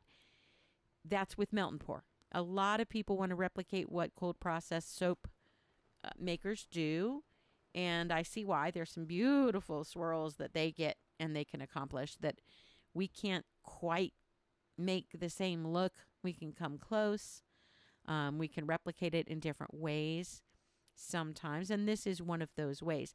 I could take that soap right there, the real thin layer, and I could have poured a layer of clear first and just let that set up and then do this on top of that. And then pour another layer of clear over that to protect it so it stays in the middle and you still see the design throughout the use of the soap. That would be one way to create a swirl look without having, without doing something like the acorn technique, without using a big loaf mold. The swirls definitely work easier in shallow layers. But you'll see as the next layer comes up, once I'm done scraping these bats, I'm going to be doing marbling. And that is where, this is a technique I created, and I'm calling it marbling for lack of a better term. I think when I first started doing it way back when I made my nebula soap, I was calling it wet layering. I don't know. It just didn't work. Whatever I was calling it didn't work. I'm calling it marbling because what I'm doing is I start, you'll see in a minute here, after I'm through picking at little pieces of soap on the screen. Real quick here, the tap where I'm pointing there, can you see that jiggle a little bit like Jello when you tap it? There is one way to know if your how set up your soap is. It's just a little tap on it. You can tap the top of it with like one of your silicone spatulas or a rubber pencil eraser if anybody still has those. I don't use pencils very often anymore, which is sad. But anyway, just a tap can kind of tell you also how thick that skin is, because that's what you want, a really thick skin before you add another layer. Technically, with these designs, you can let the layer set up fully, and I tend to prefer to do that. If it gets cold, if you let it get completely like dried out and you leave it for a few days, that's a little different. That might be a little more complicated as far as adhering your next layer. Not impossible. Just remember, the cooler it is, the more you're going to want to raise the temperature of the clear that you're pouring. You want it to be above melting point, which I barely achieve in this one. I am also on a, speaking of learning curves, I said a little bit back there. I'm on a learning curve for working in colder weather because I'm in colder weather. This particular night when I was filming this, it was getting chilly and the soap was setting up faster than I'm used to. So there's going to be a lot of experimenting and playing around with different ideas. I do have some ideas for how to counteract that a little bit, and I just haven't had the opportunity to film that yet. Anyway, the marbling is what you're about to see here, is where I pour a warm layer, which at 132 would have been fine. 130 would have been fine. Anything above 132 might be a little bit too much, especially if you're doing something where you're pouring a thick layer. You don't want to pour that hot with, at least with Crafter's Choice soap. There is a lower melting point for Crafter's Choice. If you're using Stevenson's, your melting point is much higher, and you have to look at your own melting point to figure out where to start, where to gauge it. You want to be above your melting point. And you can find that from the manufacturer. If it's not written on the packaging that your soap base comes in, you want to contact the manufacturer. The store, if you buy it in a store rather than online, you might be better off just going to the manufacturer. They may not know if it's not marked. Anyway, here we go, and you see I'm pushing on the low end of the soap because it was cooling off faster, and I hesitated. I almost put it back in the microwave, and then I thought, then I'm going to have to reheat the small colors, and that's really tricky to do anyway. So I went with it. You see me sloshing it around a little bit. That's to make sure it's covered, and I do that immediately. And the reason I do it immediately when I pour it is I want the heat to be able to make that connection to the lower soap. That's what helps it adhere together. Yes, you can spritz it with alcohol. I didn't take the time to do it because I thought my soap was cooling off too fast. Spritzing with alcohol is great for this, but you want to spritz lightly. You don't want to. Please take a look at your spritzers. Use a fine mist sprayer if you can find one. The ones that have such a heavy spray can prevent your layers from sticking, among other things, can move soap when you don't want it to move. Right here, the marbling is me moving soap with clear soap. And then, of course, a tool here and there. But mostly it's that movement of the clear soap over the colors. And you want to start with the clear. If you don't start with the clear, those little strands or those little neat designs I'm pouring in with the pinched cup, and I'm talking about those little tiny, they're 3.4 ounces, I think, little silicone cups with the little pour spout. I got mine at Mad Micah's. Yes, I am affiliated with them, and there will be a link. And if you purchase through that link, I will get a little kickback, but at no cost to you. It's just one of the ways you can show support for me. But I only am going to affiliate with someone I really, really love their products. And I do love Mad Micah's products. And these little silicone cups, you can get them other places for sure. But they're neat because right at that little spout, if you pinch it off, you have much better control over how much comes out. And if you move it kind of quickly, you get that little stringy look that you saw when I first poured. I've got to take a second to say, I hope you can see I talk about it a little bit in the text later, but the iridescence in those colors, even before I add one that I pointed out in the Luna and the Nebula are both really iridescent, with like iridescent purple in one, I think an iridescent aqua in the Luna maybe. They're beautiful. They're absolutely beautiful. I don't think the camera picks it up as well as real life, seeing it in real life. This soap gets a really neat depth to it. That's one of the parts about this technique that I love. You're marbling in a clear soap, you can see all the way down to the bottom layers.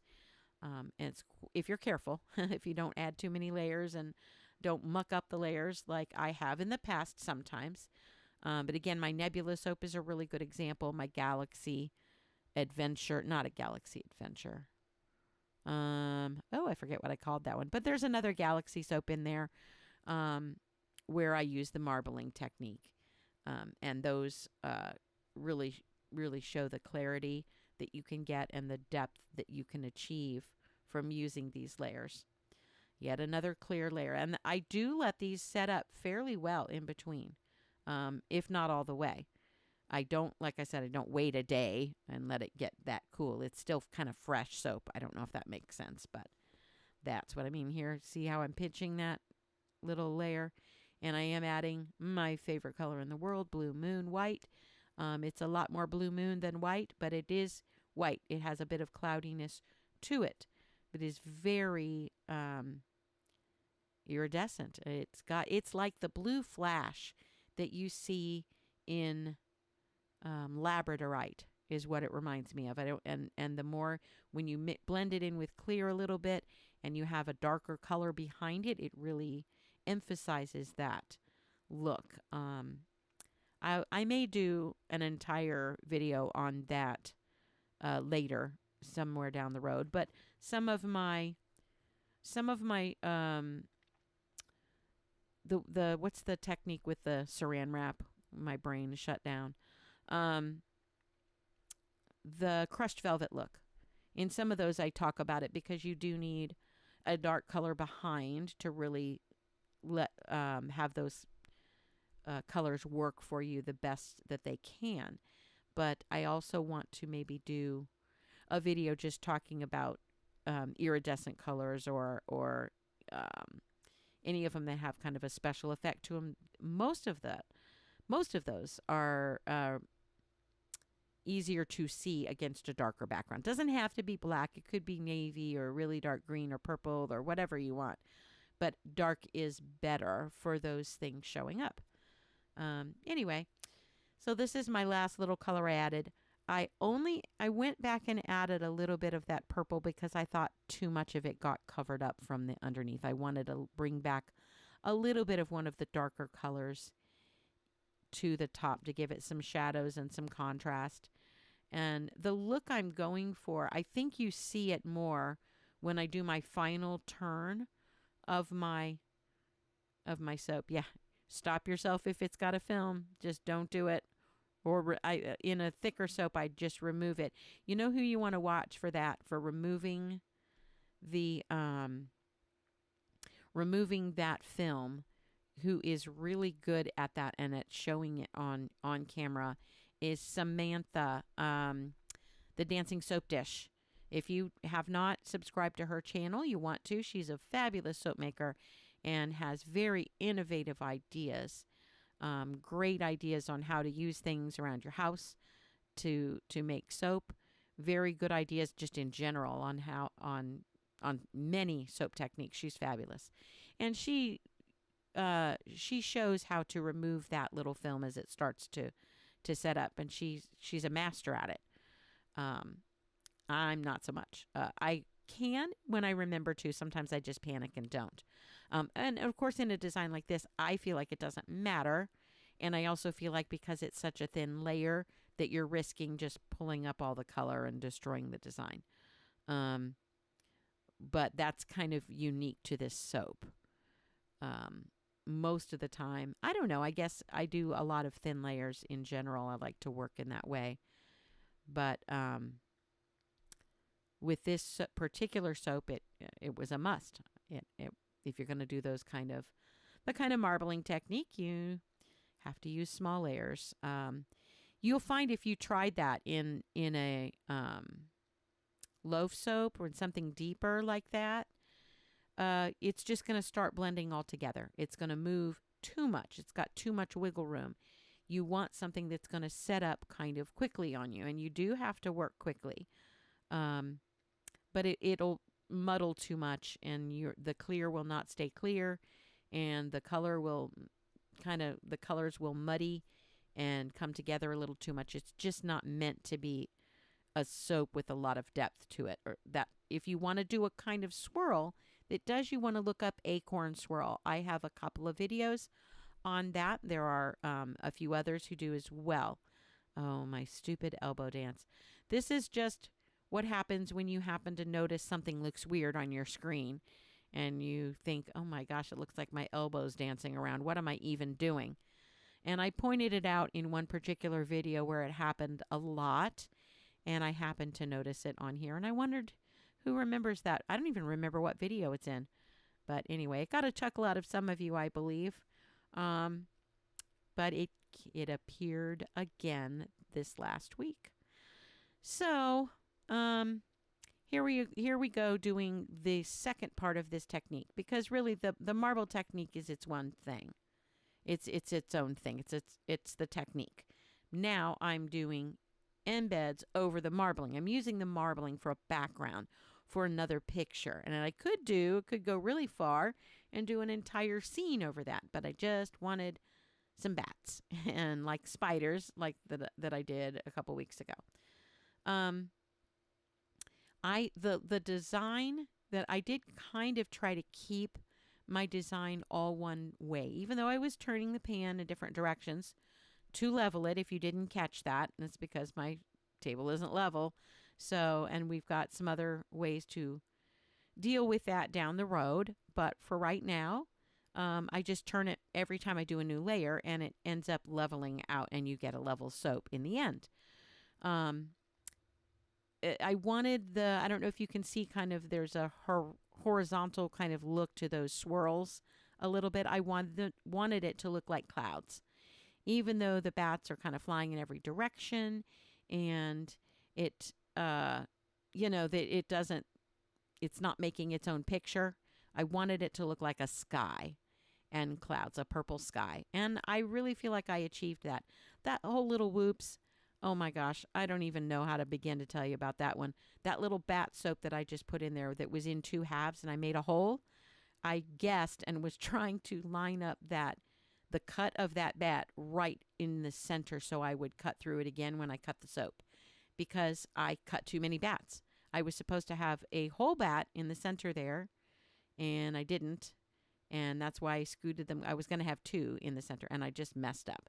So anyway, and the idea of, I think in a minute I talk about having more embeds than you need.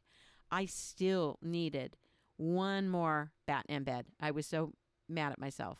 I still love the way it came out, but there's one little corner or edge that I saw that I thought really needed a bat, 1 or 2. Yeah, one at the right side and one at the top, and the kind of halfway, a little toward the right. I could have used another little bat wing, part of a bat wing anyway.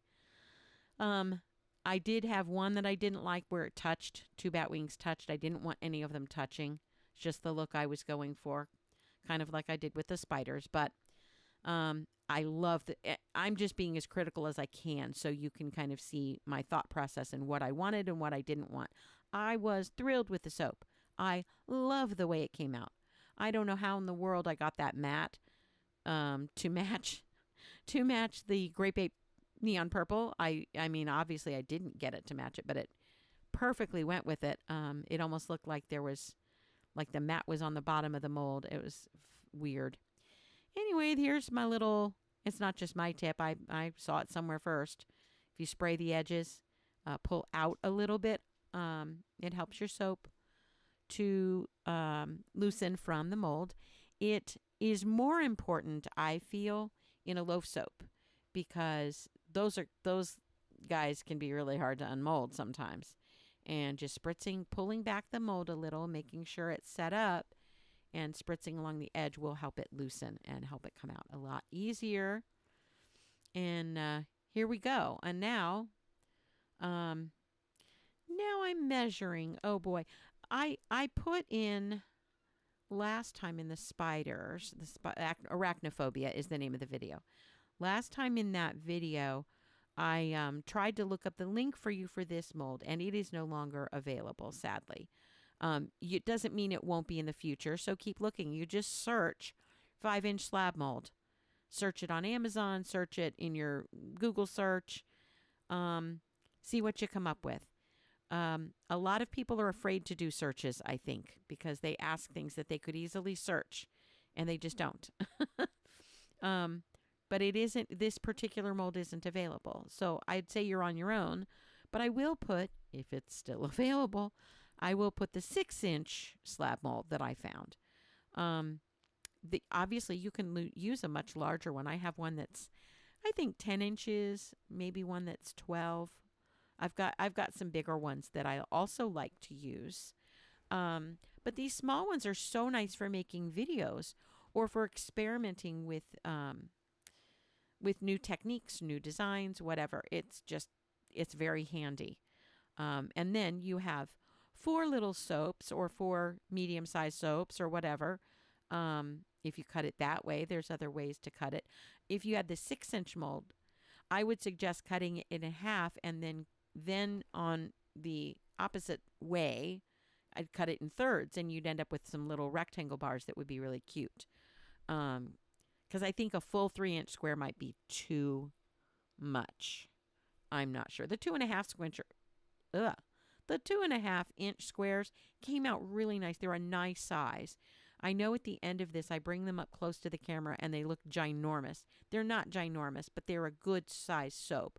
I think they weighed about 6.5 ounces each, something like that, the Arachnophobia ones.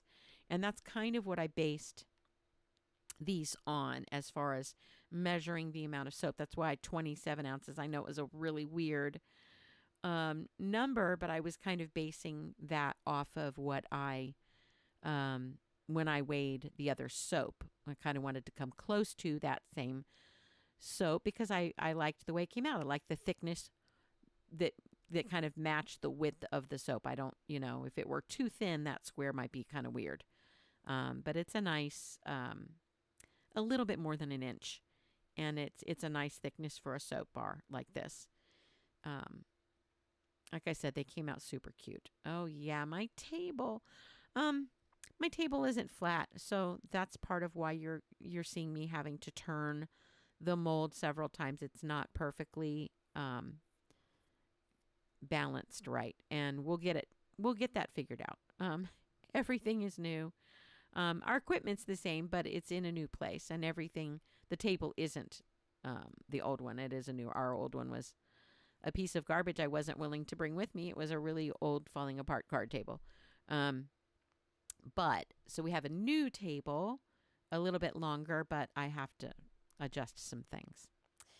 Anyway, yeah, my vegetable peeler. By the way, just make sure that nobody thinks I'm actually using a peeler that I peeled vegetables with. This was brand new out of the package. And you want to do the same. You want to get your own soap tools for soap and kitchen tools for food. You don't want to cross-contaminate. It's real easy to do that, and it's just not smart. And these are cheap. You can buy them, the Dollar Tree or Walmart or whatever. Yeah, I do have one that I love. That's my favorite, and I'm pretty sure it was a package of like 3 or something that I got at either Dollar Tree or Walmart's or something cheap like that. But buy new. Don't use one that you just peeled potatoes with, please. It's too easy to contaminate your soaps and have mold or bacteria floating around in there, and you might not see it.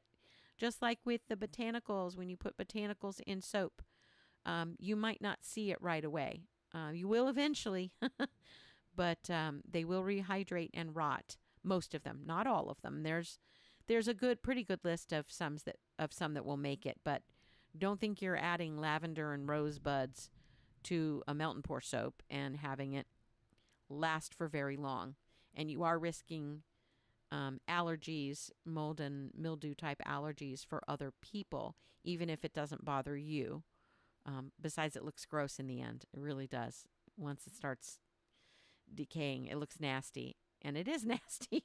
So anyway, avoid botanicals. I don't know. I got there from the peeler. Oh, good grief. Anyway, here are these up close and personal. I really rambled a lot today, and that kind of happens when I put all the text up. So forgive my rambling. Hopefully there was something useful in all of that. I'm not sure. One of the things I did think I mentioned that one of the reasons I'm doing less videos is that I'm working on other products too. So maybe someday I'll share what I do for my sugar scrubs, or at least the basic idea. The basic recipe I did get from somewhere else, and it is a free recipe. And I will explain that more if I ever do a video on mine. But I won't give you the changes I made to it because it's all personal stuff. Not personal, but it's choice. It's your choice. What do you like in your sugar scrubs or in your whipped soap? That kind of thing. So I won't share my exact formula with you because it isn't. First of all, I'll just show the starting point, and I will tell you the kinds of things that are easy to replace to make it a little bit more your own. If I do that, I probably will because I'm doing so many sugar scrubs lately. So I probably will share that with you in the long run. I've just been kind of holding that one near and dear to my heart because I love the way mine came out. But please, as I'm asking you up there, if you used the marbling technique and put little embeds over it, and let me know what you'd do. It's you could use it as a background. It really works nicely for a background for a sky or space or something like that. Or if you just want an abstract background, because this could just be an abstract background, like my Arachnophobia was just abstract. I just wanted to get Halloween colors in there and not have it turn brown. Um, so, yeah, let me know. Let me know what kinds of things you'd put in your soap over top of the marbling. Ooh, I hope you don't hear the thunder coming through. There's rain and thunder. If you do, sorry. If you got this far, thank you so much for hanging out with me. Mr. Soaps and such will be hanging out sometime soon when we get everything settled and our equipment set up properly. But I hope you enjoyed the soap and the technique. And if you have any questions, you know where to find me. Just ask in the comment section, and I do try to answer them all. Thanks for your time. I hope you have a great day. Thanks. Bye. Hey, everyone. Boo! Did I scare you? No? Well, this video might scare you. As you see, the soaps have already been poured. Um, Yeah, I get this thing occasionally where it tells me it's recording and you see the little numbers ticking by and nothing's happening. So it's hard to know when that's happening and when it's not. And this time I lost the game. So that's just the way it is. This was a simple pour. There was nothing super special. I'm listing everything I put in them up above. If it goes by kind of fast, if you need to rewind it and rewatch that part, just do that. This is a very short video. That'll actually help my view time. Anyway, it's all up there in the text, and um check that out. Of course, as always, you can use the colors you like. You can choose the fragrances you like. Always be aware of fragrances that have vanillin in them or vanillin, whatever. I don't know. I've been told several different things when it comes to how that's pronounced. So I say vanillin because that's what I hear most soapers say. Anyway, here we go, unmolding. And I didn't even really get to show you the molds very closely, but I mean, you see what the results are, little ghosts.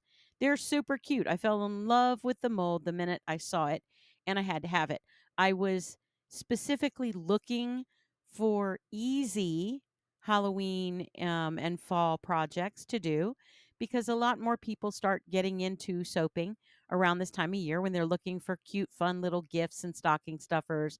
And well, you wouldn't use Halloween for a stocking stuffer, but people are looking for party favors and fun things like that to do, or even to do with their kids. Although I recommend if you do this with children, please make sure they're supervised. This is hot soap. While this isn't necessarily a beginner video, it definitely is a beginner project. I do have a beginner playlist if you want to get either check out or brush up on some of my beginner um, tips and tricks and just basic info on what to do when you first start making melt and pour soap. That's available. I will connect that at the end as the playlist. So, because I can choose what playlist to add. So, I'll add that because I think that might be helpful for you. Coming up later this week, I will probably have a Halloween compilation video of all of my Halloween stuff from the last couple of years since I've been filming, which hasn't been an extremely long time, but coming up on in February, it'll be year 3. So I at least have this is my third Halloween season, I guess, on here. So I think. Anyway, so you see me unmolding. That's not anything real super exciting because you kind of, I mean, there's not much of a difference. You have two faces on these. You have the little, open circles faces or oval shaped faces, and you have triangle faces, which kind of are reminiscent of a little jack-o'-lantern. And I did not take advantage of that and go full pumpkin ghost, which you could. You could have done an orange one. Like I said, your choice for colors and fragrances. If you choose a fragrance again that has vanillin or vanillin or whatever in it, you very likely will get brown ghosts. So not my choice, but whatever suits you. And sometimes the fragrance is more important than the look. That is absolutely up to you. I want to say something real quick about this colorant that I pulled out, the one that looks kind of like a bright yellow. It's called Brilliant Lemon Lime, and it really is more green than yellow. The camera didn't pick it up well. And maybe my lighting, I don't know, that might be the issue, but it definitely kind of looks more like Mountain Dew. Really bright green-ish, yellowish, greenish yellow. Very neat color. Again, it is a liquid dye, and it is made for soaps. Don't go using food coloring, please. Um, it will fade on you eventually a little bit. It will start fading, especially if you put it in sunlight. Keep it in sunlight. It will do that more. And don't try to blend it with other colors unless you're trying to blend for good. If you're trying to layer it, if you're trying to create different parts that are different colors, the colors are going to migrate and you're going to be disappointed eventually. So all I'm doing here, this is just black soap. I used Wicked mica from Mad Micas. You can also use activated charcoal if you like.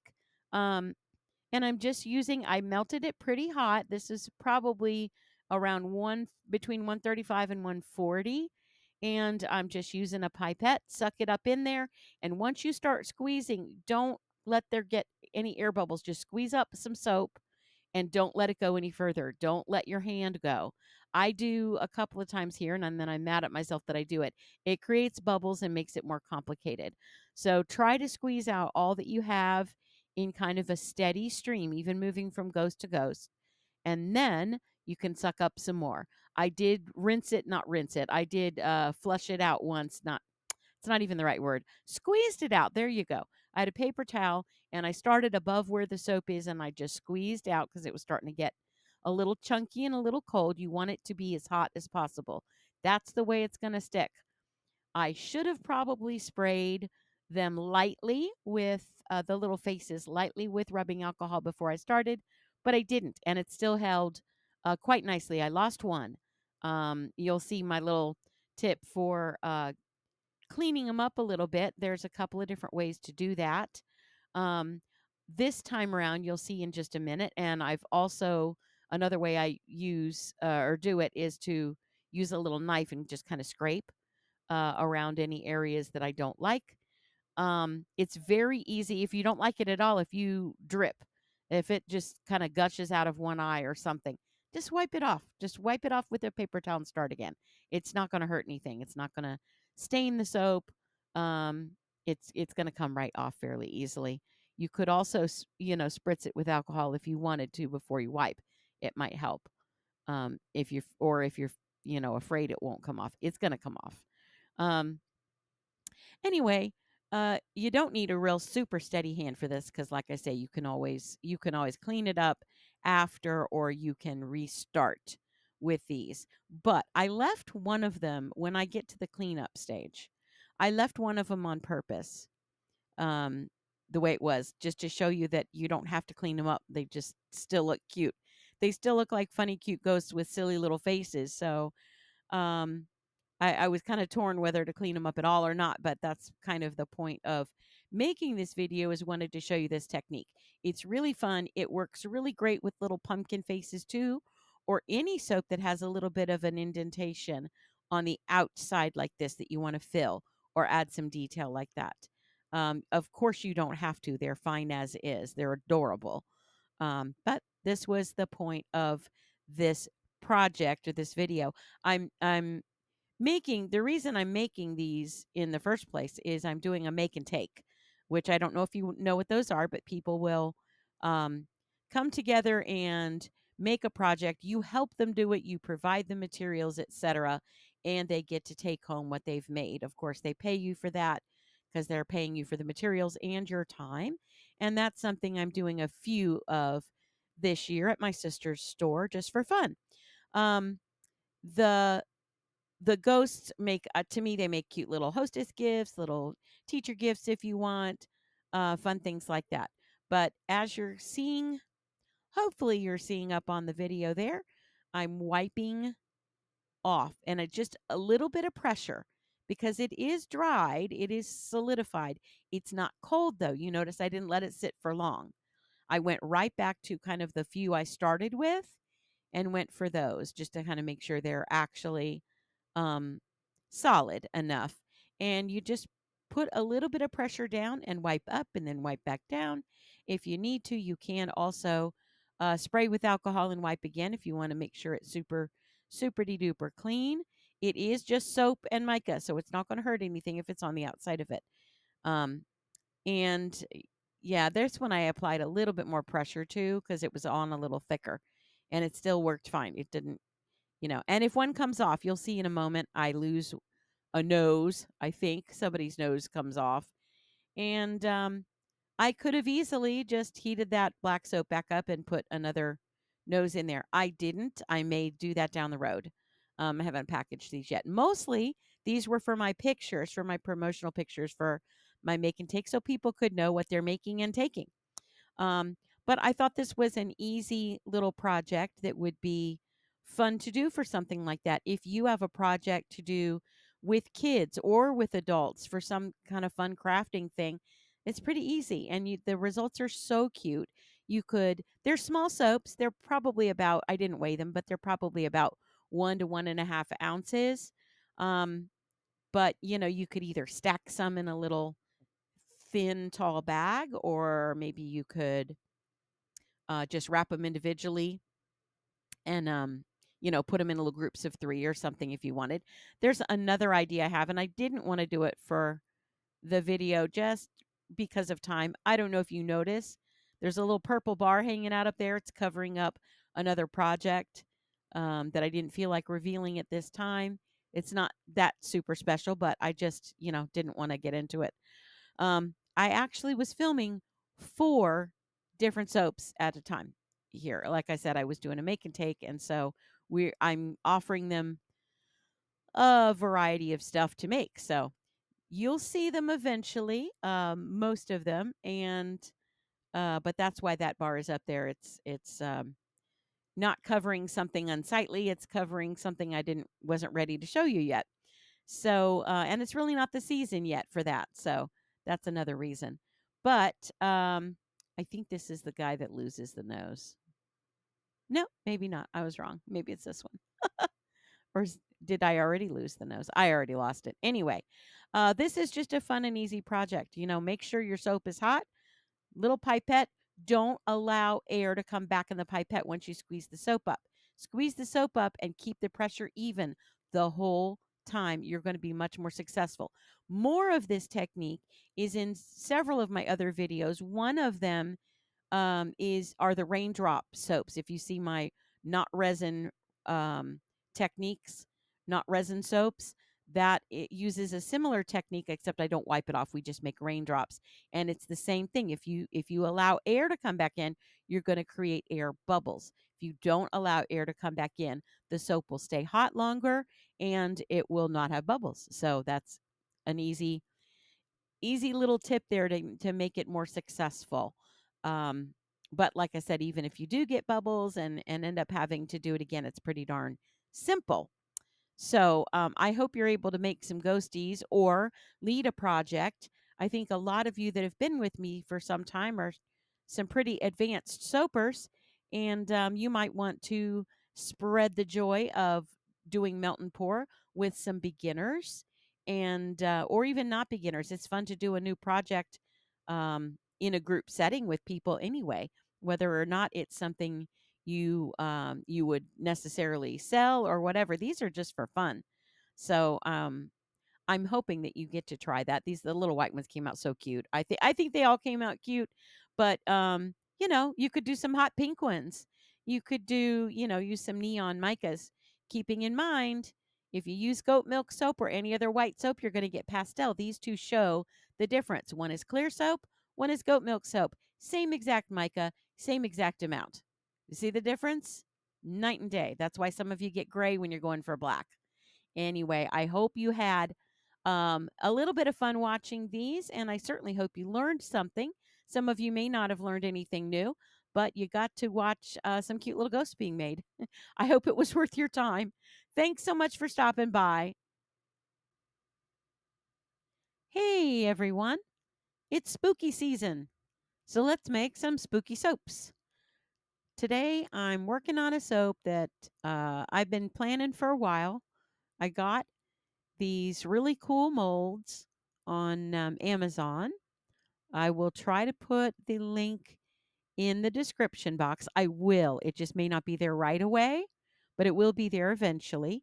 And I knew they'd be tricky to work with, so I am going to show you my favorite tip slash technique slash trick to get tricky, intricate embeds out of successfully out of the mold.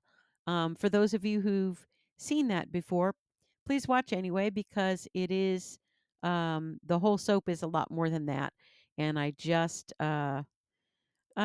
touch on it a little bit as you see me messing it up and remembering. Oh yeah, use your trick, silly. Um, and then go back and do it again. So you get to see the difference, but I don't spend a lot of time on showing the difficulty I had. So there's not a lot of that. I sped it up a lot and cut out most of it. So just a little bit of a hint of showing the struggle.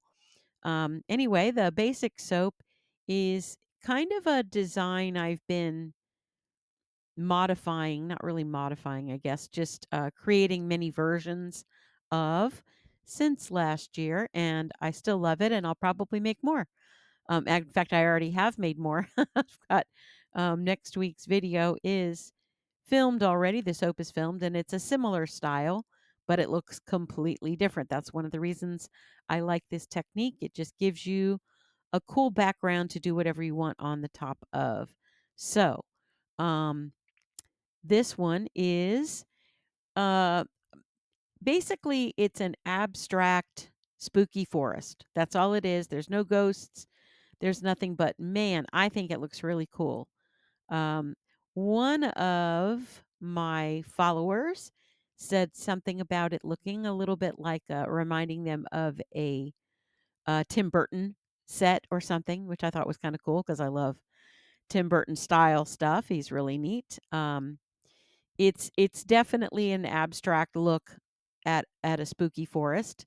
I'm calling it. Well, you may have seen that on the thumbnail. I'm going to call at least the video is going to be a once upon a spooky walk. I know, kind of silly and cheesy, but hey, that's me. See, ta-da! I had to show off that I spilled but didn't spill because I obviously knocked over my cup and it didn't spill. So I was thrilled and very proud of myself. Actually, it was more like, look what a mess I made. And then I realized I didn't make a mess. So anyway, if you don't know me, I do make a lot of messes. I do spill things a lot. That is just part of who I am. And hopefully by now you've learned to accept that. If not, I'm very sorry. It's not going to change. Um, I'm mixing in these little cups. These cups are 3.4 ounces, or I believe 100 grams. They're little silicone cups. You'll see me use these a lot. Um, most of the way I use them like I'm using right now, and that is to put the mica in first and then to uh, wet that down with a little bit of rubbing alcohol or disperse it in the rubbing alcohol. Makes it so much easier. I did go real heavy on the mica in these. You don't have to. That's just the way I do it. Um, it was about a half a teaspoon for each one of these, which is a lot for 3 ounces, 3.4 ounces. Pretty much filled it to the top. Um, but it's basically creating a background for my background, a background for the bottom of the soap. I'm creating, and while that first layer is drying, I'm stepping into the embeds here. If you don't have some kind of little pastry cutter like this, or soap scraper, or something scraper, I'm sure you can find one. I got mine actually a soap cutter that does not have the ridges will work just fine as well. Um, I'm sure you could find a variety of things that would work. Even an old credit card that is not in use might do it. You're looking for something thin and solid. So, have fun finding a variety of things you could use. List them in the comments. Tell me what else you could use. Um, but you do want to, I started to mess that up. You want to spray an intricate mold with alcohol right before you pour. It is night and day difference how that soap moves. Alcohol makes liquid soap move. And there's so many different ways we use that, but it definitely um, can get it into those little crevices of molds like this much faster and easier with much less problem with bubbles and parts of it not being filled in, etc. So that is my recommendation for you using intricate molds. That's not my trick though. My trick, I'll have to show you me messing it up first, but you do notice I'm kind of scraping away the the part that didn't scrape easily with the scraper. So it's going to leave a little bit of residue and that's fine. So I just took a knife and just you just very lightly have to scratch it off. And then I did come back. Well, no, I didn't yet. I took a break, let those dry or set up, and now I'm doing the second layer because it was mostly set up here. Um, this is this is my marbling technique, and you might find out if you watch a few of my marbling videos that it is much easier to swirl melt and pour soap when you're doing it in very small increments, in small layers, thin layers. That first layer was probably a quarter inch thick at the most. I don't even think it was that thick. I think it was maybe somewhere between an eighth of an inch and a quarter, maybe. Anyway, maybe it was a quarter inch, but not more than that. And then when that sets up for the most part, a nice thick skin on it, then I go to the next layer of it, and I start with the clear because I still want what's underneath to show. It's a layered marble effect, and if you look at marble, many times you can see through not layers, but you can see the swirls and the veins and the variety of inclusions within the marble pretty far down in. It gives it a little bit of depth. So that's why I like to start with a layer of clear, then add. I love the way this color looks, although I think I added it a little too hot. It spread out more than I wanted to um, by the time it dried. It was perfect here, like where I ended it. It was just perfect. And then it did spread a little bit, but it didn't ruin it at all. All it made me do is come back and add a darker layer, which I was planning to do anyway, just to kind of give it some shadows. Again, going for kind of a spooky feel, I felt this was a little too bright. And that's why I added the shadows. When I added the shadows, what I was adding, I first add a little more twilight, I believe, unless I already did that twilight blue. But then I go back and I add a little spacewalk, which is a black mica with gold flecks in it, gold soap safe glitter. Anyway, um, as you can see, I'm already struggling on the screen there with these embeds. I have done embeds like that successfully and pulled them out. However, if you're adding a lot of glycerin, you're going to have it stays a little softer, a little bit more malleable. And unless you have like a full day to wait for it to set up more, it's going to be difficult to pull out. And even then, it's still going to be difficult. So take my tip, please, and use it and enjoy it.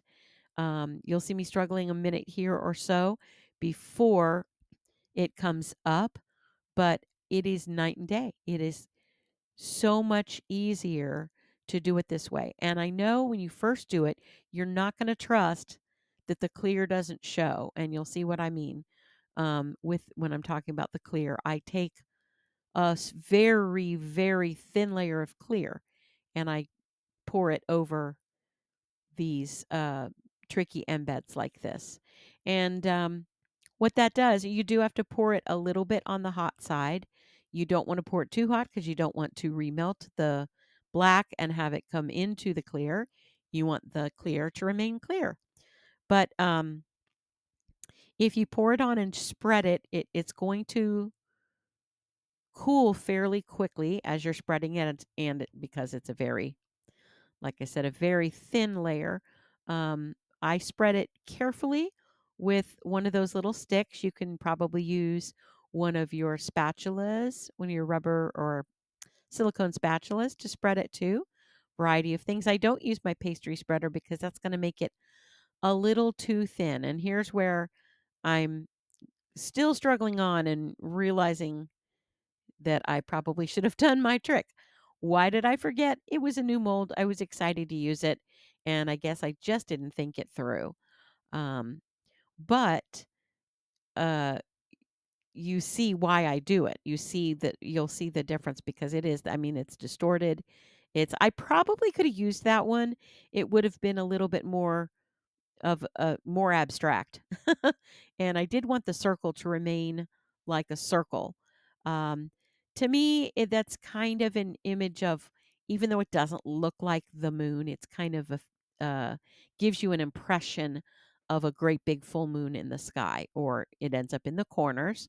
But that's the way I like to see it. Anyway, it's it was a little too abstract for me with that. With it, me struggling to pull it out. I'm surprised I pulled it out that well, honestly, but, those end up getting rebatched into just another black soap because it is still good, viable soap. It's just didn't work as well for the embed as I thought it would. Um, so here, I guess, is where I come back in with the Twilight and, add a little bit of the spacewalk, and all I'm doing with that is darkening it a little bit. You could add a little bit of activated charcoal. You could add any black mica you like. I just wanted to, like I say, kind of create the shadows. Yep, there it is. So that was Twilight Blue Mica with Spacewalk, just a touch. And it's quite effective at kind of giving it a little bit of a darker feel, as you see. And anytime you're doing the marbling technique, while I use clear soap to move the liquid soap, that's how I move the colors. I pour clear and then put in just a little bit, as you saw, kind of stream it across, little bit of a colored soap, and then I pour more clear to move it, and that's what gives it the marbled look. But you also notice I pulled out my handy dandy little stick there, and you could use whatever type of thing you like to do to mix your soap or stir your soap.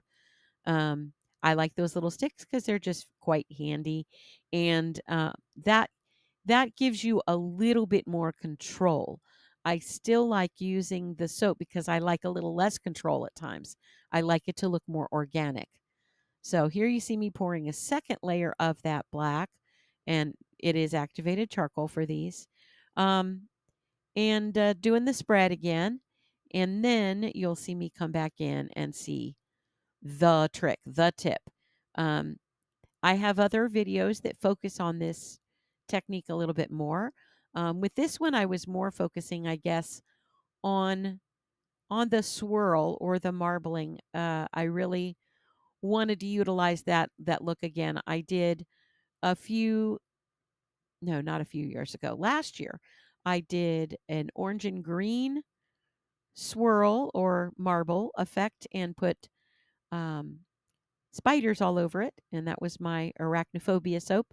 If you have not had a chance to see that, I am going to create a Halloween compilation video, and I'll string all those together. So if you just need some inspiration or want to check out some of what I've done, I'll probably include some photos of Halloween soaps that I've not done on a video in a video yet. I have a few of those that I'm going to do, not a few, just a couple, I think, of those that I'm going to redo for video for this year, I'm at least going to try it. You can't get away with that many Halloween though. It's a very short little season, and it splits right off into fall real quick. In fact, the other soap I've made that's for this season is a fall soap. Now, although this one isn't necessarily a Halloween soap, it doesn't scream it in your face. It just has a spooky vibe, which is what I was going for, spooky vibes. And I very specifically did not do Halloween colors for that reason. The fragrance, as you may have seen, is Sweater Weather, which, in my opinion, can go beyond Halloween. It's not a Halloween specific fragrance, in my opinion, just very fall like. But actually, know people who use it all year long. And I've used it all year long, actually. But there you see, I'm spreading that thin layer across the top. It's a little on the hot side. I think I poured it around 135. I'm not positive on that, but I'm spreading it quickly so it doesn't have a chance to melt that soap. I'm not pouring directly on the thickest part of that black soap or the thinnest part, trying to pour it lightly on, gently on, and move it ASAP so that it will help it to adhere better for one thing when it's hot, but it will also at the same time cool that layer quite quickly because it's a thin. You're thinning it out and making it spread. Don't thin it too much. Watch. It was hard for me to see um, where the clear was and wasn't. So I had to get down kind of, and you'll see the first one I unmold there is not perfect because I didn't go, part of that mold I didn't get. I got most of it, but it was such a thin layer in the middle on one of those that it just, it was all right. I could have used it. I didn't throw it away, but the second one came out perfect. So I used that one instead. These came out perfect. And as I'm peeling them, hopefully the video's caught up to the audio. Again, I'm still dealing with some internet issues, but the preview came out okay. So hopefully it will stay caught up this time. But that's perfect. It's just perfect, and you can't get um, without much difficulty and frustration. It's very difficult to get an embed like that without this trick.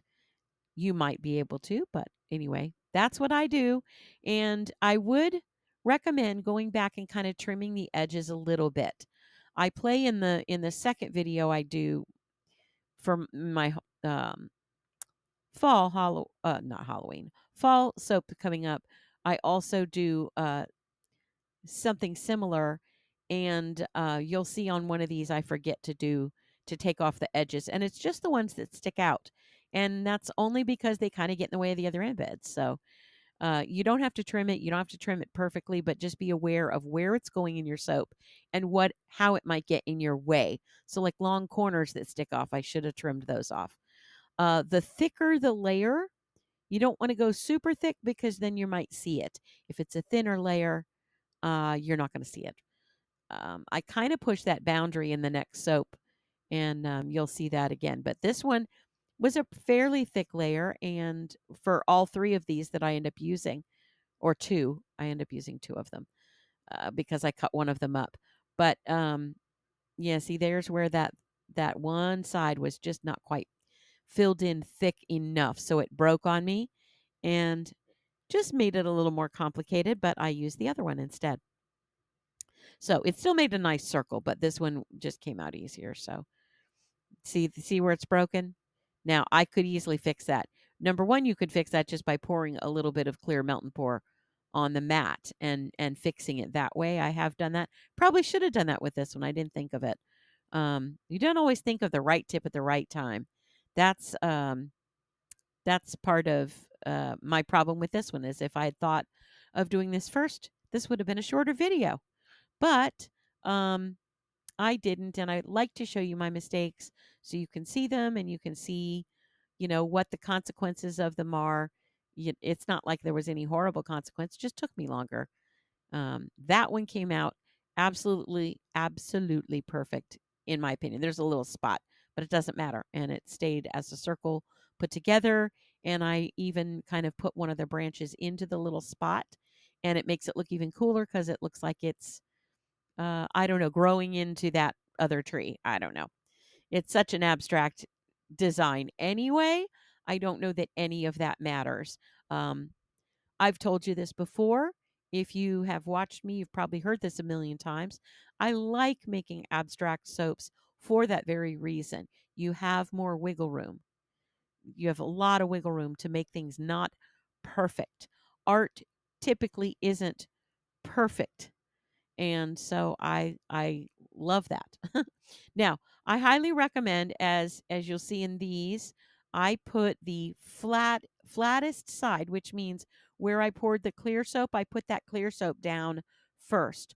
But you also want to be sure to spray that with rubbing alcohol, either the 91% or the 70. I don't think it matters, but you want to spritz it. Spritz that side. Actually, I spritz both sides, but spritz that side as you're going to lay it down into the um, liquid soap, which I do add. I think I add a layer of clear there before I do anything else. I'm too busy kind of trimming these up. I forgot about that. These weird kind of floppy looking ones, I did end up getting those out without using the clear, but they were unruly. they they just, they were what they were, and so I used them where I wanted them was for the sides of the soap. As I have said in many, soaps like this, that when I do designs like this, I like to have partial pieces going off to the side because it kind of brings the image out further. You can see that it continues, that it's not just a single, spot in, one tree. You have more trees, and if you take a picture, you're going to get some of those trees that go off into the forest. And these kind of layers like this that I pour on something that's already set up, I pour it pretty hot. There was a real balance here of pouring hot enough to stick it to the other layer, and that's another reason for spritzing your embed. You're cooling it a little bit and giving it a layer of protection from the hot soap, and then then it also helps prevent bubbles. That's why I sprayed the back. That's what I was trying to say. The back of it you spray, and it's less likely to get bubbles. Also, don't set it down straight. Kind of put it in at a little bit of a curve and then spread it down, and that helps to kind of push the bubbles to the side. That is my recommendation. My next soap that you see, not this one, but the one I use this a similar technique with, I don't put the right side up. And I end up with bubbles and they look really cool. I think you know, it works for the soap I'm doing. Um, but if I'd have thought about it, I would have done the other side, and you get to see the difference next week. See how these floppy things go in there? I put the cut side up against the wall of the mold so that it looks like that branch continues on off sides. And to me, that's part of making a soap like this kind of look organic instead of I'm putting a fish in a soap in the middle of it right there, and that's all I'm doing. I like the picture to continue. I don't know if that makes any sense to any of you, but it makes sense to me, and that's the way I like to do it. So I hope it makes some sense to you, design sense. That's basically what I'm talking about here is just the way I design my soaps. So always pour clear back on the top of these. That is what helps those edges to disappear. That's the clear edges of these. That's why you don't have to trim them perfectly, is because you pour clear back on, and if you've put, I did fragrance the clear that I put on the embeds because you want it to match. So if it turns even a little, you want it to match that, um, and that's the way they disappear magically. The other one of the other soaps I did this in is called Flurries. If you've not seen that video, it's a great demonstration of this technique. And it's one of my last year's or the year before Christmas soaps. I don't remember. I think the year before. Anyway, here she is. A spooky walk. So, or once upon a spooky walk. I'm not sure what I'm going to call the soap, but probably just a spooky walk. Um, Looks really neat here. Looks like I don't know, all kinds of weird things, but it looks more like you're in the woods, um, taking a walk. I think when you cut it up, but the little trimming there was just some of the clear soap that you're pouring down the edges will sometimes create a little bit of a film, and you just trim it off with a knife. You probably don't even need to do that. You can probably pull it off with your fingers. But I had my knife right there and kind of wanted to just scrape it off and not be in a, I don't know, not take too much time with it. So I'm just measuring and cutting. You cut your soaps however you want. Um, you might not even measure, you might just eyeball it and cut them. I like to measure, so I'm not great at cutting them. That's why I measure, because it helps me to get a better cut. Um, so I'm not after perfection. I just want it to be as good as it can. And I do a pretty good job with these. They're not 100% perfection, but it's a 6-inch by 6-inch mold, and it is a brambleberry mold. I don't think they have this one anymore. I'm not sure. I have a problem with some of the molds like this. All of the slab molds. I don't know about you, but they're really hard to find, and when you find them, they go out of stock really quickly. Um, but I have found them on Brambleberry. I found them at Nature's Garden. I found them on Amazon. Um, I'm not sure where else, but always just keep your eyes out for those. And if you find one on sale, in my opinion, you should grab it. A slab mold is a fabulous way to get to some design elements and some design and techniques that you might not be able to do in another mold. I find the marbling works here. And unless you're doing really a bunch of really, really thin layers, it doesn't well, even if you're doing thin layers, it doesn't work as well in a loaf mold. Even if you're not filling it beyond like an inch, it doesn't have the movement. Um, it's harder to do anyway. Somebody may be really good at it, but I'm not. So I like to do marbling in a slab mold. I like to do the acorn swirl or just a freestyle kind of like a drop swirl, not really, because that's a cold process soap technique. It doesn't really work the same. Um, I don't know. I keep calling it a freestyle swirl. We'll do some of those later, but those I like to do in a loaf mold. Um, and slab molds to me are for marbling and for creating pictures. Creating, you can do all kinds of things. Landscapes are great in a loaf mold. Um, but just images that you can layer from the bottom up to the top, and you're looking at you're looking down at the design you're creating, so it's a little easier, at least for me, to kind of create that look. You can do something similar to that in a loaf mold. I've done a lot of them that way, uh, but then you only get a few soaps. So, and of course, this is only a few soaps, but it's a smaller slab mold, and you can do the same idea in a much larger slab mold and have it come out about the same. I love the way these come out. Please let me know if you like them. Let me know what you see when you look at those. Does it look like a spooky forest to you? Does it look like just a hot mess? Does it look like I don't know, a bunch of spiders, spider webs or something? I get spooky vibes, and yet I'm real happy that I didn't end up doing Halloween colors for this. Here's a thought. I thought maybe one of you would want to try it because I probably won't have time to. This design would be so cool with a glow in the dark background, or a mixed glow in the dark background, or even like neon color background. I think it'd look really neat with that. This was kind of bright for the turquoise. It came through really nicely, but how cool would it be if it also glowed in the dark? Just my thought. It would come through that. It would come through, and the black obviously wouldn't glow in the dark, but that would be the look. You'd get a not shadow. What's the word? Anyway, the black would be like a silhouette. That's the word. A silhouetted picture and from behind that it would be glowing. How cool. If I have time, I'll try it, but I probably won't get to. So some of you have to try it then, and you have to tag me and let me know if you did and show me, because fair's fair. I show you my message, you show me yours. Um, I hope you got something from this video, and I hope you got something from this technique. I know I've done some of these techniques before, but I feel like every time I do it, I learn something new.